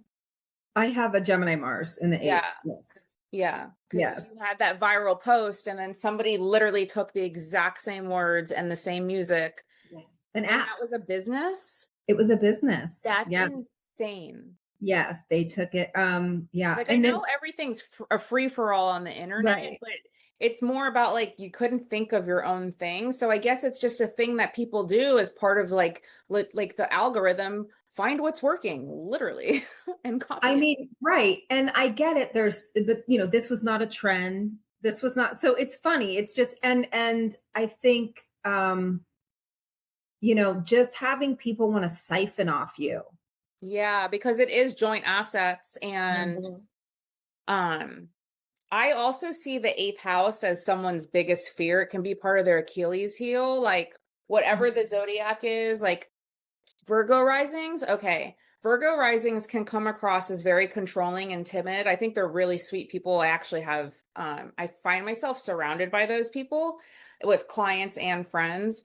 And they actually don't like to lose control. Like Aries, their Aries is on the eighth house. So they don't like, Right. their biggest fear might be tied up in losing some kind of like it's more about they don't want to lose their power and initiating action and things that have to do with their Mhm. eighth house. But with Pluto there, I think it could also magnify your fears of whatever that is. And then Well, having to come right. to It terms is with like worst with case Gemini scenario. energy, there is that anxiety, there is that mental Yeah. acuity, and then also and then kind of what we were talking about, like what is intellectual property? What are people siphoning off of you, taking from you? Yeah. What are they jealous of? What are they I I think yeah, people are going to be called out for just not being original. Pluto's in Aquarius. Aquarius is about, yeah, it's about the group, but also that's the beauty of Aquarius, is respecting everyone's differences at the same time. And then yeah. Uranus and Gemini, I guess we're going to see a lot of like copycat behavior. It's funny because this is actually coming up in my algorithm on more Instagram now. People are getting really sick of the whole like, oh, here's the formula for social media. Here, you have to use a hook. You have to do this. Right. And I was saying that a while ago, like people don't really want to be sold to either. Like I'm about to just be like, listen, guys, I have some stuff here. Like, you know what I mean? But then Yes. as a business owner, I feel like I have to have a call to action. But I'm also getting really tired of that. And then people DM me, do you do one-on-one? And I'm like, is it not clear? Do I need to be at my desk? Like, like there's this formula. I don't know, but I've had people literally DM me who's followed me for a whole year and asking if I do private readings. And I'm like, maybe that's a common thing for anyone speaking about. I mean, I get that as well. I get confused by it. I'm like, well, it's in there. But I Yeah. wonder, do they want clarification? Do they want to have like a conversation? But I don't know. I get confused by that as well. Yeah. It's Um, interesting. I was also thinking about, just a side note, like how you have a community on your page of, so like for me, I do my, I would say my main focus is relationships, right? With your Hmm. children, with your friends, Hmm. with your love interest, whatever. But you're so niche down with the Scorpio rising that for you to have the community you do in those numbers is actually pretty amazing, because it's not like you are speaking to Aries risings, Virgo Yeah. risings, Yeah. so it's actually really impressive to have such a community there. And I think because you are showing up without the hook and you are just Yeah. speaking to them, Sometimes. Yeah. I mean, a lot of your content is really just, it's It's just not, what's up here. but it's authentic, right? With Yeah. that Uranus in the first, I mean, it's authentic. And it is, you are speaking to 1 out of 12 rising signs. Yeah. And this community of Yeah. Scorpio risings is really, they really show up, and it's amazing. And they Yeah. want to know, because it's a Yeah. difficult placement. It is so difficult. It's so difficult. I did run like at one point, it was a while ago, I had like run numbers and stuff through AI to see like, is this like a good track record? Because I was trying to figure out, like I want to be like reading as much as I can. I want to be helping as many people as Hmm. possible, but then people are just scrolling also, Hmm. in different phases of wanting to like grow, or maybe they find a different teacher, which is total, I'm all about like do whatever works for you. um Right. but AI was saying that the numbers actually were pretty good for being like so niche down. Like that's cool, and I have been consistent. And if I if I could not do I couldn't do what all the other astrologers are doing. I'm not organized, and I will get all over the place and I'll get overwhelmed in 3 days. I just, yeah, it's so much. But you know what's cool is, like, I like to jump on your page and see what's specifically What is happening happening for for me. you? Yeah. And I did this I did this series where it was like, how to spot these different rising signs, right? Mhm. And so obviously the highest Oh, was it engagement, Scorpio rising? well, it was Leo rising, obviously. Oh, of They course. showed up for themselves. They were like, I thought it was, I even made a video about it. I'm like, guess who showed up? They You love know, that. You can talk crap and they love it. they love it. But you know what? Like they showed up, and I love, it was so awesome because people were uploading pictures of themselves on Oh these yeah, their videos. appearance. Yeah. Yeah, and I thought, what a cool thing about how like we as a community we're uploading these pictures and saying, hey, this is what I look like this with the Leo So cool. rising, and then people are saying, yeah, the hair is amazing and this and the Yeah, eyes and that is but cool. Scorpio rising was number two. Yeah. And Yeah. Scorpio risings like they love being a Scorpio rising. Like Yeah. it's we love being it in a way that it because it has like a maybe like a Mysterious. street cred factor, but it's Yeah, like not an easy like a Leo rising. It's a sunnier disposition for sure than a yeah. Scorpio Yeah. rising. But I Yeah. thought it was interesting. You had the light and the dark show Yeah. up in the one Yeah. and two positions. Oh, that's so interesting. Yeah. Yeah. That's so funny. My last husband, he's a Leo rising and they're yeah. That's nice though. I love to poke fun of all the signs, of course, and Mhm. I love to mess with Leo because you can say something like negative as a joke and they love it as long as you're talking about them. And that's I how we think should I was embrace telling you gratitude too. I think I was telling you my best friend's husband, he's a Leo rising, and like we call him the peacock Oh, because you we're did all hanging out talking, and then like he doing comes something. in and Yeah. we're like, oh, peacock's here Yeah. because he just, comes in, spreads his big thing, and he's like, Yep. I'm here, all the attention on me, but Yep. he's lovable. Like it's Yeah. endearing. That's my brother. Like he would always come in and play the piano even if someone was napping or he's juggling whatever, like oranges. And then you could say in the most sarcastic tone, "That's great. You're so talented." And my brother would say, "Thank you." They can't read the room. It's hilarious, but it's adorable, right? Like there's It depends who we're talking about. okay. Yes. Like, sometimes it's adorable if we love them. Sometimes Yeah. it's not. Yeah. But like there's a lack of reading the room for sure. It's Yeah. hilarious. No, I love when people are free to express their creativity. So that's one thing I love about Leo risings. They're very creative and they Hmm. can they can do my brother is so creative. He's a pilot and he did something out of paper mache. I was like, "Oh my gosh, you were talented." I could not do what he did. I just thought it was pretty cool. Um okay, so Pluto in the eighth. Do we have anything encouraging to say to those people? We got to find something. Okay. Um, Just find some good Scorpio rising friends too, because they will validate you. yes. Yes. I think, oh gosh, encouraging. I think that it is almost like you're going to have to face your biggest fear, which is to stand on your own, which is our natural state is to be on our own because we do feel like outsiders. But because of this betrayal and this constant trying to reach out for connection and getting rebuffed, it's like that worst fear is going to have to be learned.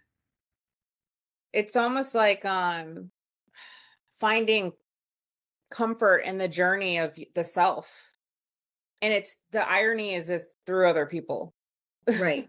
which is very much what I say about Scorpio rising.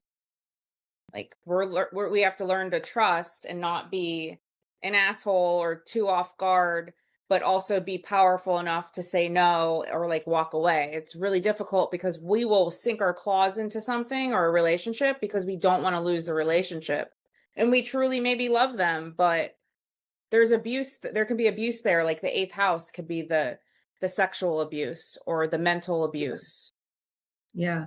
the abuse of I power. I find there can also be the other thing where it's like for me, I find it's almost the opposite where because of early betrayals and stuff with being a Scorpio rising, like I'm pretty much detached all the time. Like I can take it or leave it. Like I don't, it's just a given to me that I feel like I'm not going to fully trust.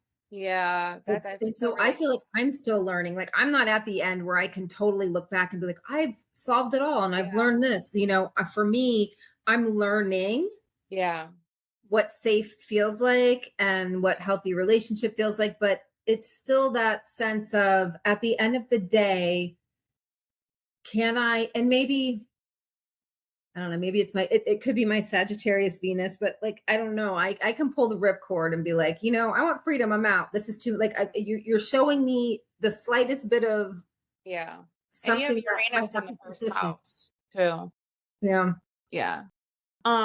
Okay, so let's move to Pluto and ninth. I think this one's interesting because I think about Mhm. like you have to have a really honest life, I feel like, in the if you have Pluto in the ninth house. Like, um, you can't be, I think people can, if you're a hypocrite, it's gonna get found out too. Yes, I Um, think so. um, I okay. think no, I'm sorry. Oh no, go ahead. Yeah. So what's your take on Pluto in the ninth?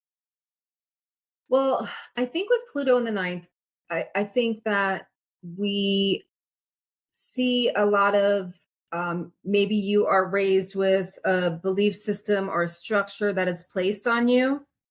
Okay, yeah.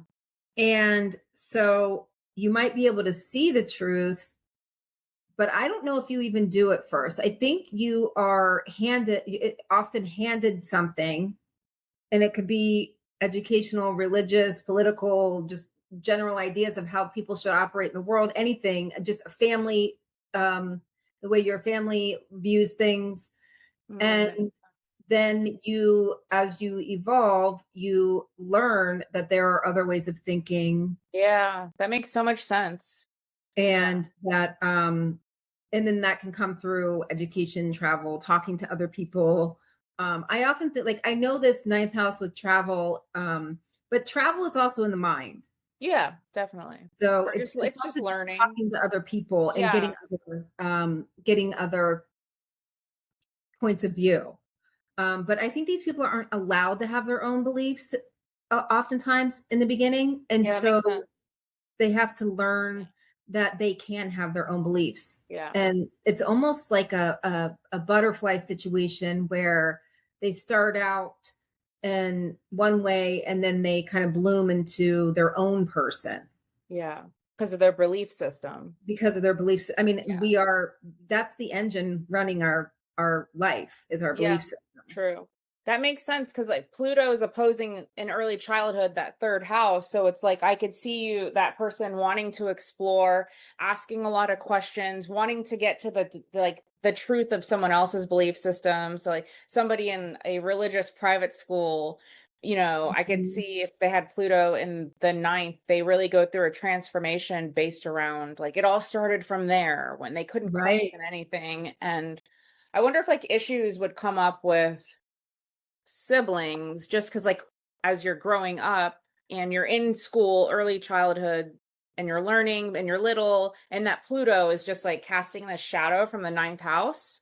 And but you're too That's late to just interesting. leave your house. You're too little to explore, and you have all these Yeah. stupid grown-ups telling you what to do. Yeah. Yeah. And then you take it to a whole nother level. Like I'm thinking like Sag on steroids. Like, Yes. Yes, it's like yeah, you're finally free, and then yeah. you are like, I almost wonder if it's an about face. It's like a 180. Yeah, that's what I was kind of picturing too. Um, I wouldn't be surprised if people like this end up teaching or um and it's showing up in their personality because that part of the chart does trine the ascendant too. Mhm. And Well, if you think about it, your belief system is going to be your identity. yeah, yeah, So it's going to yeah. be worn, like, it's going to be front and center. Yeah, but then you couldn't maybe talk about it like you said because you grew up in everyone had the same religion, all your classmates had the same maybe viewpoint or maybe it wasn't religious, it's just you want to I would think Pluto in the ninth house has a lot of depth, but it's not always around conversation. It's about like, can we go do it? Can we go take the experience? I wonder if they could take an experience too far. Like that's again, I'm thinking like Sag. The shadow side, yeah. Yeah, the shadow side. And like I picture like somebody just getting addicted to drugs and then learning that that's not the way to go. And then they're teaching other people this concept and this philosophy of something um and being of service to other people in a way too. I picture a lot, yes. And I picture a lot of people that are going to go through a deconstructing process, and then Oh maybe yeah, through a lot of that beliefs. teaching. Yeah. Yeah, almost And rejecting a lot of beliefs from maybe early childhood that they couldn't outwardly really do. and then they Yeah. go have these experiences, make up their mind, but then they go through another change. It really Hmm. makes me think of like that kid that, like a young boy who's supposed to follow in his father's footsteps, and then he becomes the rebel, but he comes back even better because he's smarter. He's made a lot of mistakes. He ended up in prison in a whole nother country. Like, Right, right. what do they Yeah. call that? The prodigal is that Oh, how you say it? yeah. Prodigal son? Am I saying it right? Um, that's what it makes me think of. Yeah. Um, Interesting. I don't really see. Okay, so what would the negatives be? Maybe being like being, a cult leader.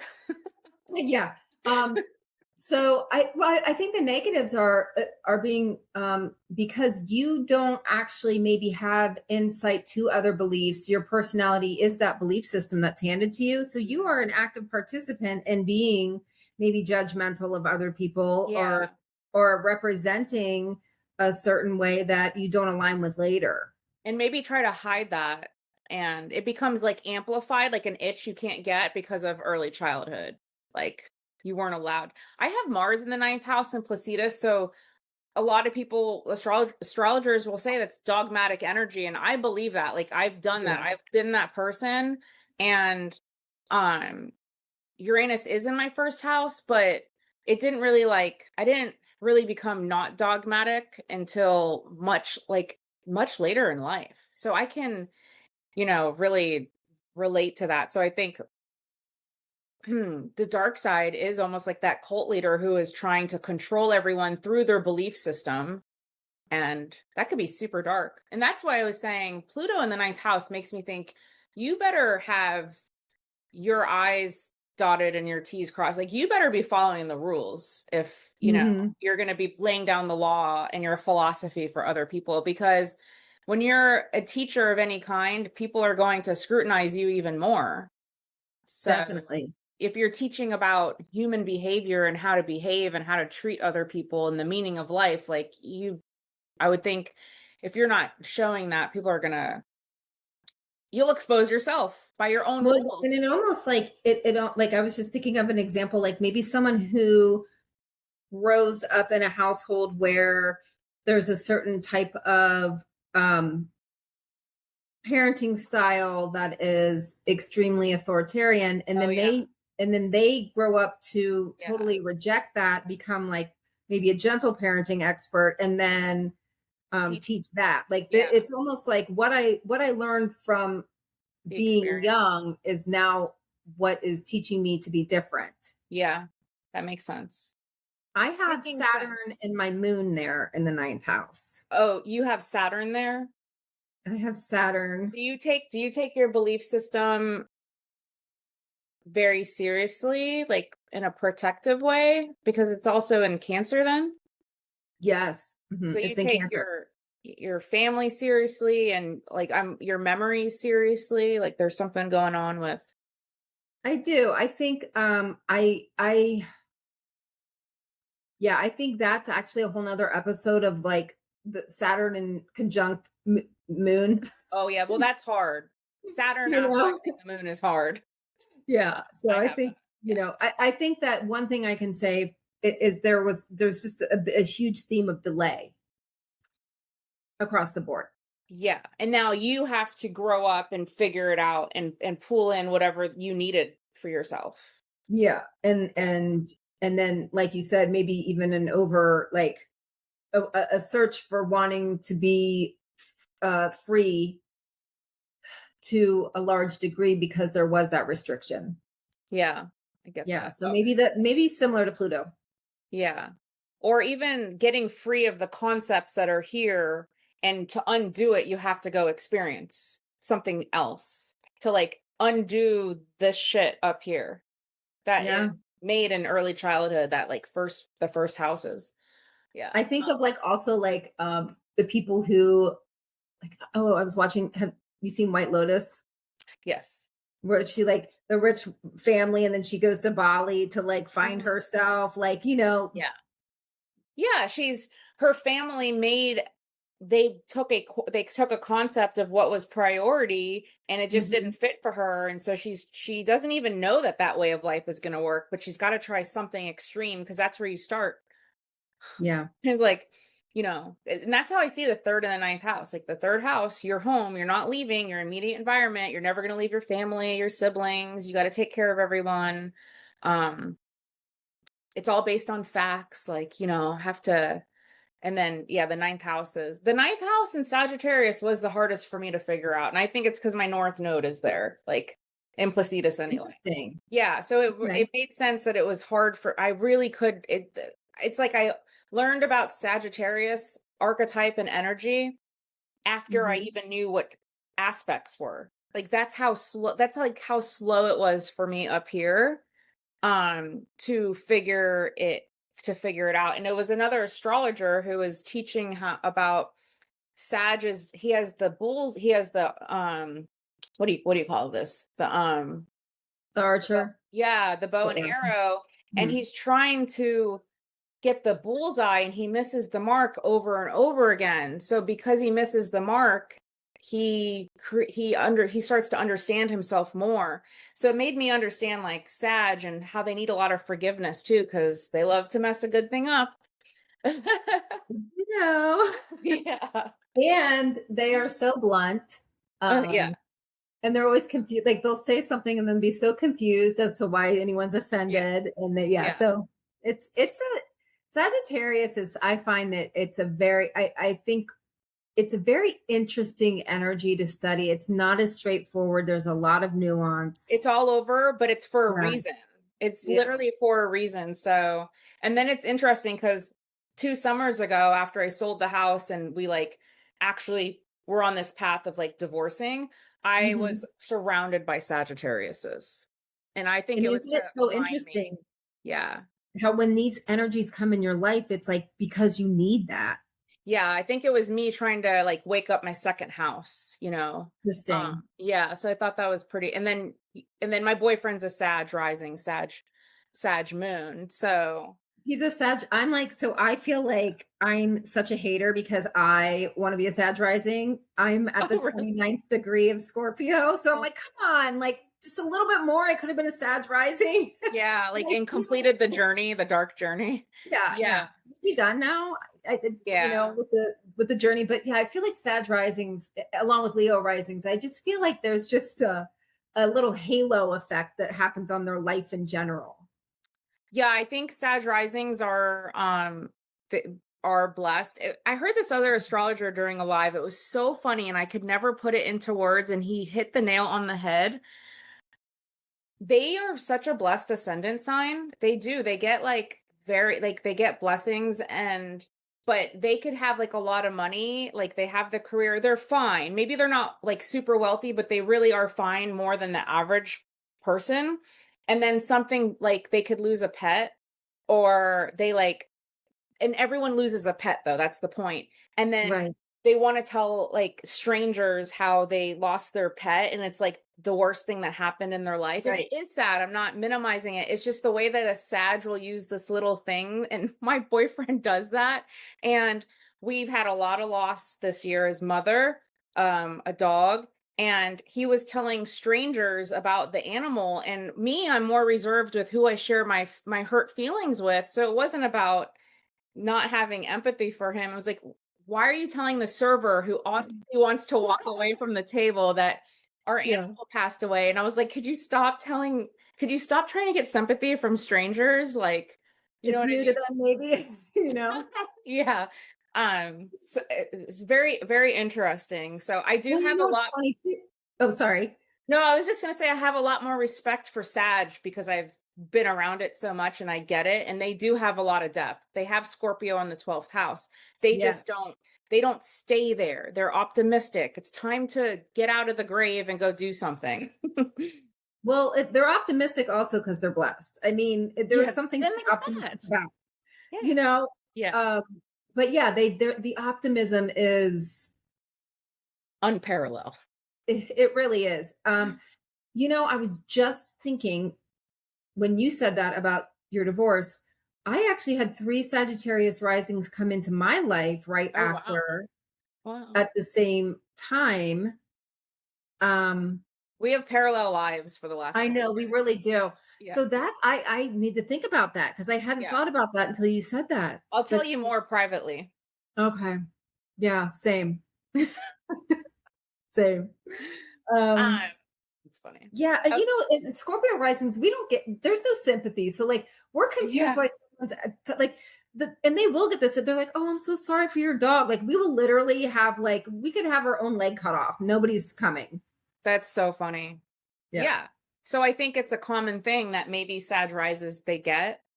Yeah. But more like Scorpio rising, we're just disappointed from the early onset of life. Yeah. Like the Yeah. the birth for your mother was difficult. But I've Yeah. heard that. I don't know if it's really true, like your mother had a difficult birth. I know my mom did, but forceps were used all the time in the I'm 80s. so glad that your head is still beautifully I shaped. know.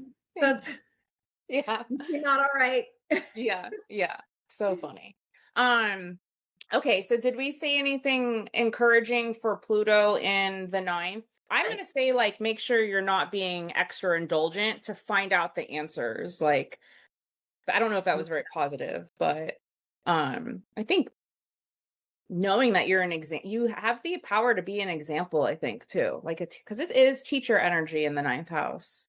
It is, and I think it is. I think the positive that I would say is going from is actually turning into the butterfly Yeah. And because you're also what tied up. comes to mind is making amends. I can really see like one trying to search and messing up a lot of things. Yeah. If but their intention, they mean well, but Mhm. of course it depends on the whole chart and the zodiac, but I do keep coming back to Sag energy. So Yes. wanting to explore. Okay, so Pluto on the 10th. I really like this. I wish I had this. I think this is really cool. I saw this in my my daughters love to have me look at their friends' charts when they come over. I'll do it for free. I love Love that. encouraging like, Yeah. these really young people. Um, and I looked at a Virgo, was he a Virgo rising? Yeah, he had Sag at the top of his chart, and I think Pluto was conjunct his MC exactly, which is so powerful. Oh wow. Yeah, um I think that's I'm not saying it's easy, but I think wow, you know, your power So moves through like your work, I guess. your work, also your public reputation, how people see you. Um, so I think that could be difficult. I think maybe you could be misunderstood. Yeah. I think um, not being defined by your career, but actually finding work that feeds your soul, I think Yeah. would be a lesson there. Yeah. Do you think that because I'm seeing Pluto is opposing the fourth house. Mm. So I wonder if family subconsciously holds you back from really being, I mean, I'm talking, this is like powerful, like you're inventing something, everyone knows about it, you're making a ton of money. Maybe you become bankrupt, but you come up again. It's like you're transforming through your reputation, which is usually tied to what you do for a living. Um, Yes. so I wonder if it's in the back of their mind that's what's going on. It's like they don't want to outshine their family. And it Interesting. makes me think of the father because it makes me think of like father wanting to like you should do this son, and then the son is like I don't know, I think I could do this thing, and I think I know it's risky, but I think I could really do something with this. And the father who has success is maybe like I don't know about that, you know. I definitely. I Yeah. also think what you're saying about with the fourth, with the with our deepest feelings, getting in touch with that through career changes. Yeah, which is really tough, but like again, that's powerful, right? Because who can like if I were to get a business coach or a mentor, I'm going to get somebody who's gone through hell and back with their business because it's public. Everyone Mhm. watches what they're doing.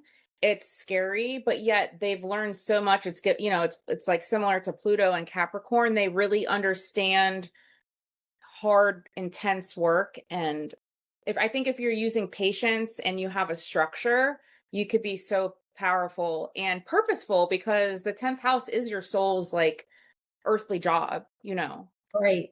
So it's I so think that's why powerful. people love like an underdog story, but it's not as Yeah. interesting to have something handed to you. We want to learn from Yeah. people who have been through it and who have Yeah. had a lot of failures and then have been able to succeed, because that's more relatable. That's what the rest of us, Yeah. a lot of us are going through. That underdog thing, that makes sense. Like I can see that. And maybe if you're just learning about this successful person, you think it just came to them, and then you learn their transformation was who they are in life. Like literally that's it. And how can they bridge it with their career, and are there father stories behind it? And the father never abandoned them, but maybe the father's like success was a shadow, you Yeah, know. restrictive, Yeah, and they definitely. have to find their own way. They have to find Mhm. their own way. Yeah, I'm kind of jealous of that placement. I feel like as a Scorpio rising, I'm comfortable. I have a prop. I'm okay with what people say about me if it's a lie, which is really funny. I was telling a friend this. If they're lying, it could be crazy. I'm like, whatever, it's a lie. I'm so comfortable. Right. But I try to be very fair and have integrity with work. And if I screwed, like if I would, that's what scares me into not doing something shady, is because I wouldn't want like that. But somebody could Right. say the wildest lie and I'm like, whatever. Um, Sure. Not that I wouldn't want to tell my story. I'm just not in a rush to defend myself.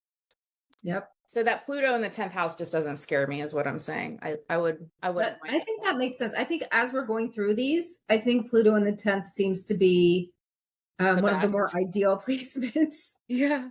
Yeah. Yeah. And I guess the only Scorpio risings who would have that are like in their 70s right now. So I don't know if they're going to be listening, but if you're listening, tell us what that's like. Right. Yeah, with Pluto and Leo.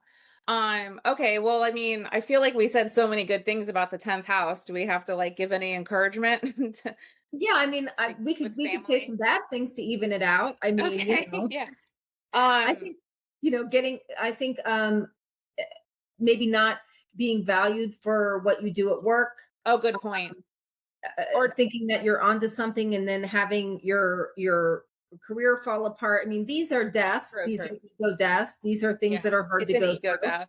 Yeah. No, that I think that would be really difficult for a man in this society, even more so. Yes. Um, no, that would be very difficult, and it's going to affect everything, because if you're the one paying the bills, providing, and then you have a loss through your 10th house, that is going to have a lot of impact on the family. And And shake your confidence. yeah, And then you're going to be even a little bit maybe more paranoid or upset because of your reputation. yeah, It's visible to yeah, everyone, yeah. not But hidden. but then again, it's like that, man, your story is like how you kept rising from the ashes. I also see it could be that, like, let's say in their time in their life everything's going well, but you're so strong in your career that you're not at home. Pluto keeps calling you back to home. It's like the opposite of Pluto in the fourth house. Like, I'm trying to make my career happen, but shit at home keeps happening. Like, Right. it's an expense maybe, or so it's like That's a good point.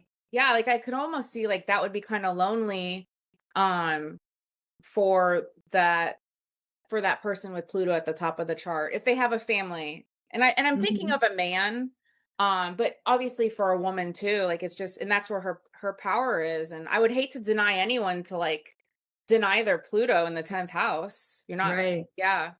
Um okay, so Pluto in the 11th. I like this one too. I don't like this one. Oh, good. Okay, cool. We have Mhm. contrasting ideas. Okay, you Yeah. first. Yeah. So I think Pluto in the 11th is really difficult because it has to do with social circles, friendships, Mhm. um, and belonging. Yeah. Also, like your long-term dreams, that's Yeah. in there. Um, I think that people with Pluto in the 11th are, they can experience joining different community or friend groups throughout their life and then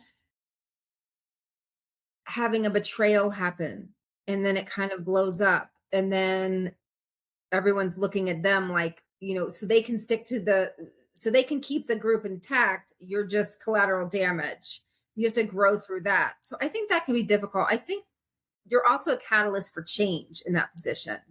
Oh yeah, changing others. Yeah, changing the dynamics, changing others, showing people who they are. They don't want to see that. Yeah. Um, I see it as the whistleblower, and they're the person who like takes the story to the news station, and Love they that. have a whole corporation like outed. Um, Love it. I like that because it's justice for the people. Like, but Yes. yeah, and I have worked with women who have this, and one was a whistleblower, and you get the backlash from community and from people who are they're not up to date with being honest or seeing what's right, seeing what's fair for society. So I guess I like that going against the grain, like that Pluto in the 11th house. Um I would I think you'd think have go no, ahead. you go. You go ahead. I think that's I think that's beautiful. I think though, in the going against the grain, you're going to be ostracized a lot in the beginning, and you have to get comfortable with that Yeah. because you have to be like, I almost see like an Aaron Brockovich like energy Yes. where like if you can Exactly. develop into that, like kind Yeah. of what you were saying. I'm gonna look up her chart. Yeah, we should look up a chart. Me But like, because you're too. going to attract competition, you're Oh going to, yeah. all of these, you're going to and then I think it's going to be hard to even, because with Pluto in the 11th house, you're going to want deep connections, deep friendships. You don't want the surface level. So I think it's almost better. I think the lesson there is to learn to find your people, Yeah. Um maybe smaller group. yeah, your people and um the people who will fight your enemies. Mm. Because you need backing for when you go to court or if you're the whistleblower or whatever. The positive thing would be to then become comfortable with not trying to fit into the large group and just finding a few people that you can have that intimate relationship with on a Yeah. friendship level. So your community is very not superficial. You're with Hmm. people who are like really on the same, they think like you too. And it's I think gonna have people some with depth. Pluto don't feel comfortable in that larger setting, but that's Yeah. what people do. So Yeah. they do that, and then they find out it's not aligning. Yeah. Aaron Brockovich's Pluto is in Virgo, and I think that's interesting because I said when Pluto's in the sixth house, you could be like the whistleblower at work or something. Yes. So that's just interesting because she kind of didn't have like she wasn't all okay with how her own like that law firm was doing things either. It's like Right. her service went so deep, didn't it? That's Yeah. really cool. Yeah. Mhm. That's a good example for that.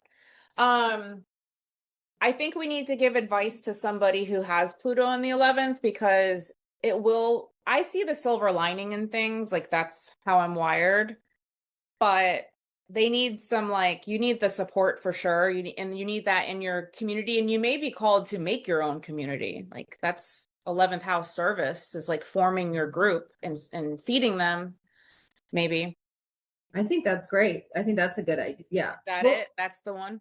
I think we should go with that because I think that goes along with finding what, not trying to fit in to what doesn't work, Yeah.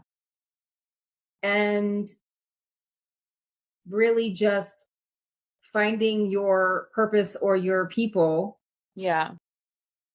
And I think that if you have Pluto, because it's similar to like Pluto and Aquarius, so we're feeling that now. People Hmm. are hungry to be in alignment with themselves and then seek people that are the same. They're not looking for the same type of people. I think they're just looking for people that won't judge them for being authentic. That's why authentic is in because we need Yes. to breathe. Like we don't Yeah. yeah, so they just I think you have the talent with Pluto in the 11th house to like really care about people. Really, really care. Okay. Wow. This actually we weren't even rushing. We were talking about on the break, like time and everything, but Hmm. we're doing great. And Okay, so the 12th house, we both have Pluto in the 12th house, so we can talk about stuff from experience too. Yes. Okay, so what do you have to say about Pluto in the 12th? And that's hard because it's hidden. It's a lot of Mhm. work. Yeah. So I think first and foremost, I think Pluto in the 12th is difficult because it's what's hidden from ourselves. So it's Mhm. not like we are presented with this challenge that we know and we're going to keep repeating it. It's Good hidden from point. us. It's in the subconscious. Yeah. And I think that other people won't even see it. And it can often be like Yeah. generational, it can be patterns. Yeah. And so then we might be suppressing emotions because we don't, we might not validate what's happening. We might not know what's happening. It's an unconscious fear, it's an unconscious sabotaging. Yeah. And the inherited family patterns are definitely unconscious. And then the other thing I want to say is I do think people with this placement are extremely powerful in terms of dreams because they do Yep. have one foot in and one foot out of the reality. I know for me, my dreams show me so much. Me And too. I think that this is often the case. Hmm. I learned that about me during my Saturn return. I was praying and Mm-hmm. I instinctively knew, like, I was asking God to answer me in a dream. I didn't know what to do in this situation, and it was very powerful that I literally changed my life upside down because of a dream. And yeah, I will get the truth in the dreams. I've always actually I had a dream book when I was in middle school. So I guess I've always taken that seriously. Interested. Yeah. Yeah. I just had a really the two I think it was 2 nights ago. Um, I had a bunch of dreams, but I didn't remember it. But like a man came to me and said that my mind had been hijacked. It was so weird. It was like a message, a real message within a dream, and it wasn't a Oh, wow. dream. Yeah. And it was he was saying like to let things go. My mind's on an old pattern. And Interesting. and usually though in my dreams it's a female. So I just know that it's important because of all the things that have happened in the past with dreams, but um my Pluto is conjunct Venus in Oh, in the 12th house. So it's a lot of okay. it's a lot of like patterns with relationship and boundaries. I would say self-acceptance for sure. Well, I think with the 12th house being, I think it's isolating too, because the 12th house is, it's almost like you learn in solitude, right? You can't, Yeah. like, there's no one else there to really help you. You have to Yeah. learn this through yourself. It's Good inward. point.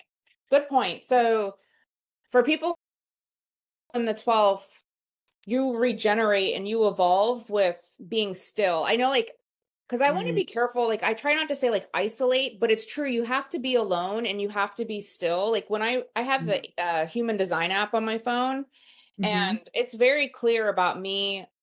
I have to regenerate. Sometimes it says you have to take 20-minute breaks from everyone and go be alone. Like, Do it. Yeah. yeah. So, I think you have to be in touch with being alone, and it can be off balance if it's in the 12th house with maybe being too busy. It's like the sixth house is calling you and you're distracting Mhm. yourself, or you're just being too busy. I don't know, something going on with work or health or whatever. Yeah. Um, Yeah. That makes sense. yeah. And I think it has a lot to do with past life stuff too. So, like Absolutely. you said, the just being in another realm, that's what think people have to understand about the 12th house. I have this feeling that it's going to be a hot topic. I know people talk about it a lot on the 12th house, but they start to trust themselves through astrology and realizing that when you have a lot of 12th house placements, you are literally in two different planes. Yes. The So you're veil not is very imagining thin. things. Yeah. Yes. Veil You're is not. thin.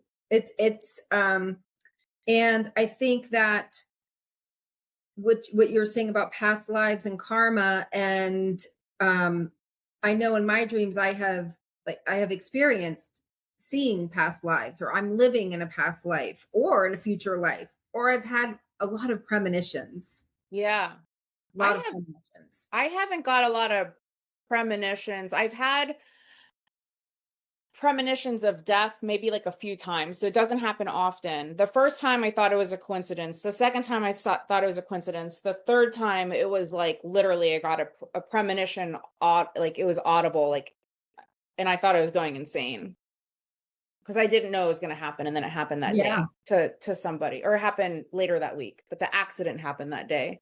Um, and Pluto does have to do with death. Not that if you have Pluto, disclaimer, just because you have Pluto somewhere doesn't mean that like you're going to experience death. I know a lot of Scorpio risings with Pluto going through the fourth house. Oh my gosh, am I going to lose my child? Am I going to? Yeah. Yes, those things can happen. It doesn't mean it's going to happen. Like I get it, or an inheritance. Oh no, your parent's going to die. I mean, if your Right. parent is already 70 and Pluto's going through Aquarius, which takes 20 years, it could Mhm. happen, in 20 years, but yeah, Pluto in the 12th house, I feel like your secret power, and we were talking about this at the very beginning, it's almost similar to Pluto in the first house because when you start to, I don't know, let that part of you integrate into the first house, into the self, you are a very assured person who's not held back by fear. And I don't know, it's kind of mystic energy. It is mystic, and I think that when you use the 12th house energy, then you are able to, like you said, like move through back into the first with more assurance, because with the 12th house, um we are it's like we see it's you're alone because you see the things that no one else sees, Hmm. and you see them maybe, and so it people aren't going to understand what you're seeing.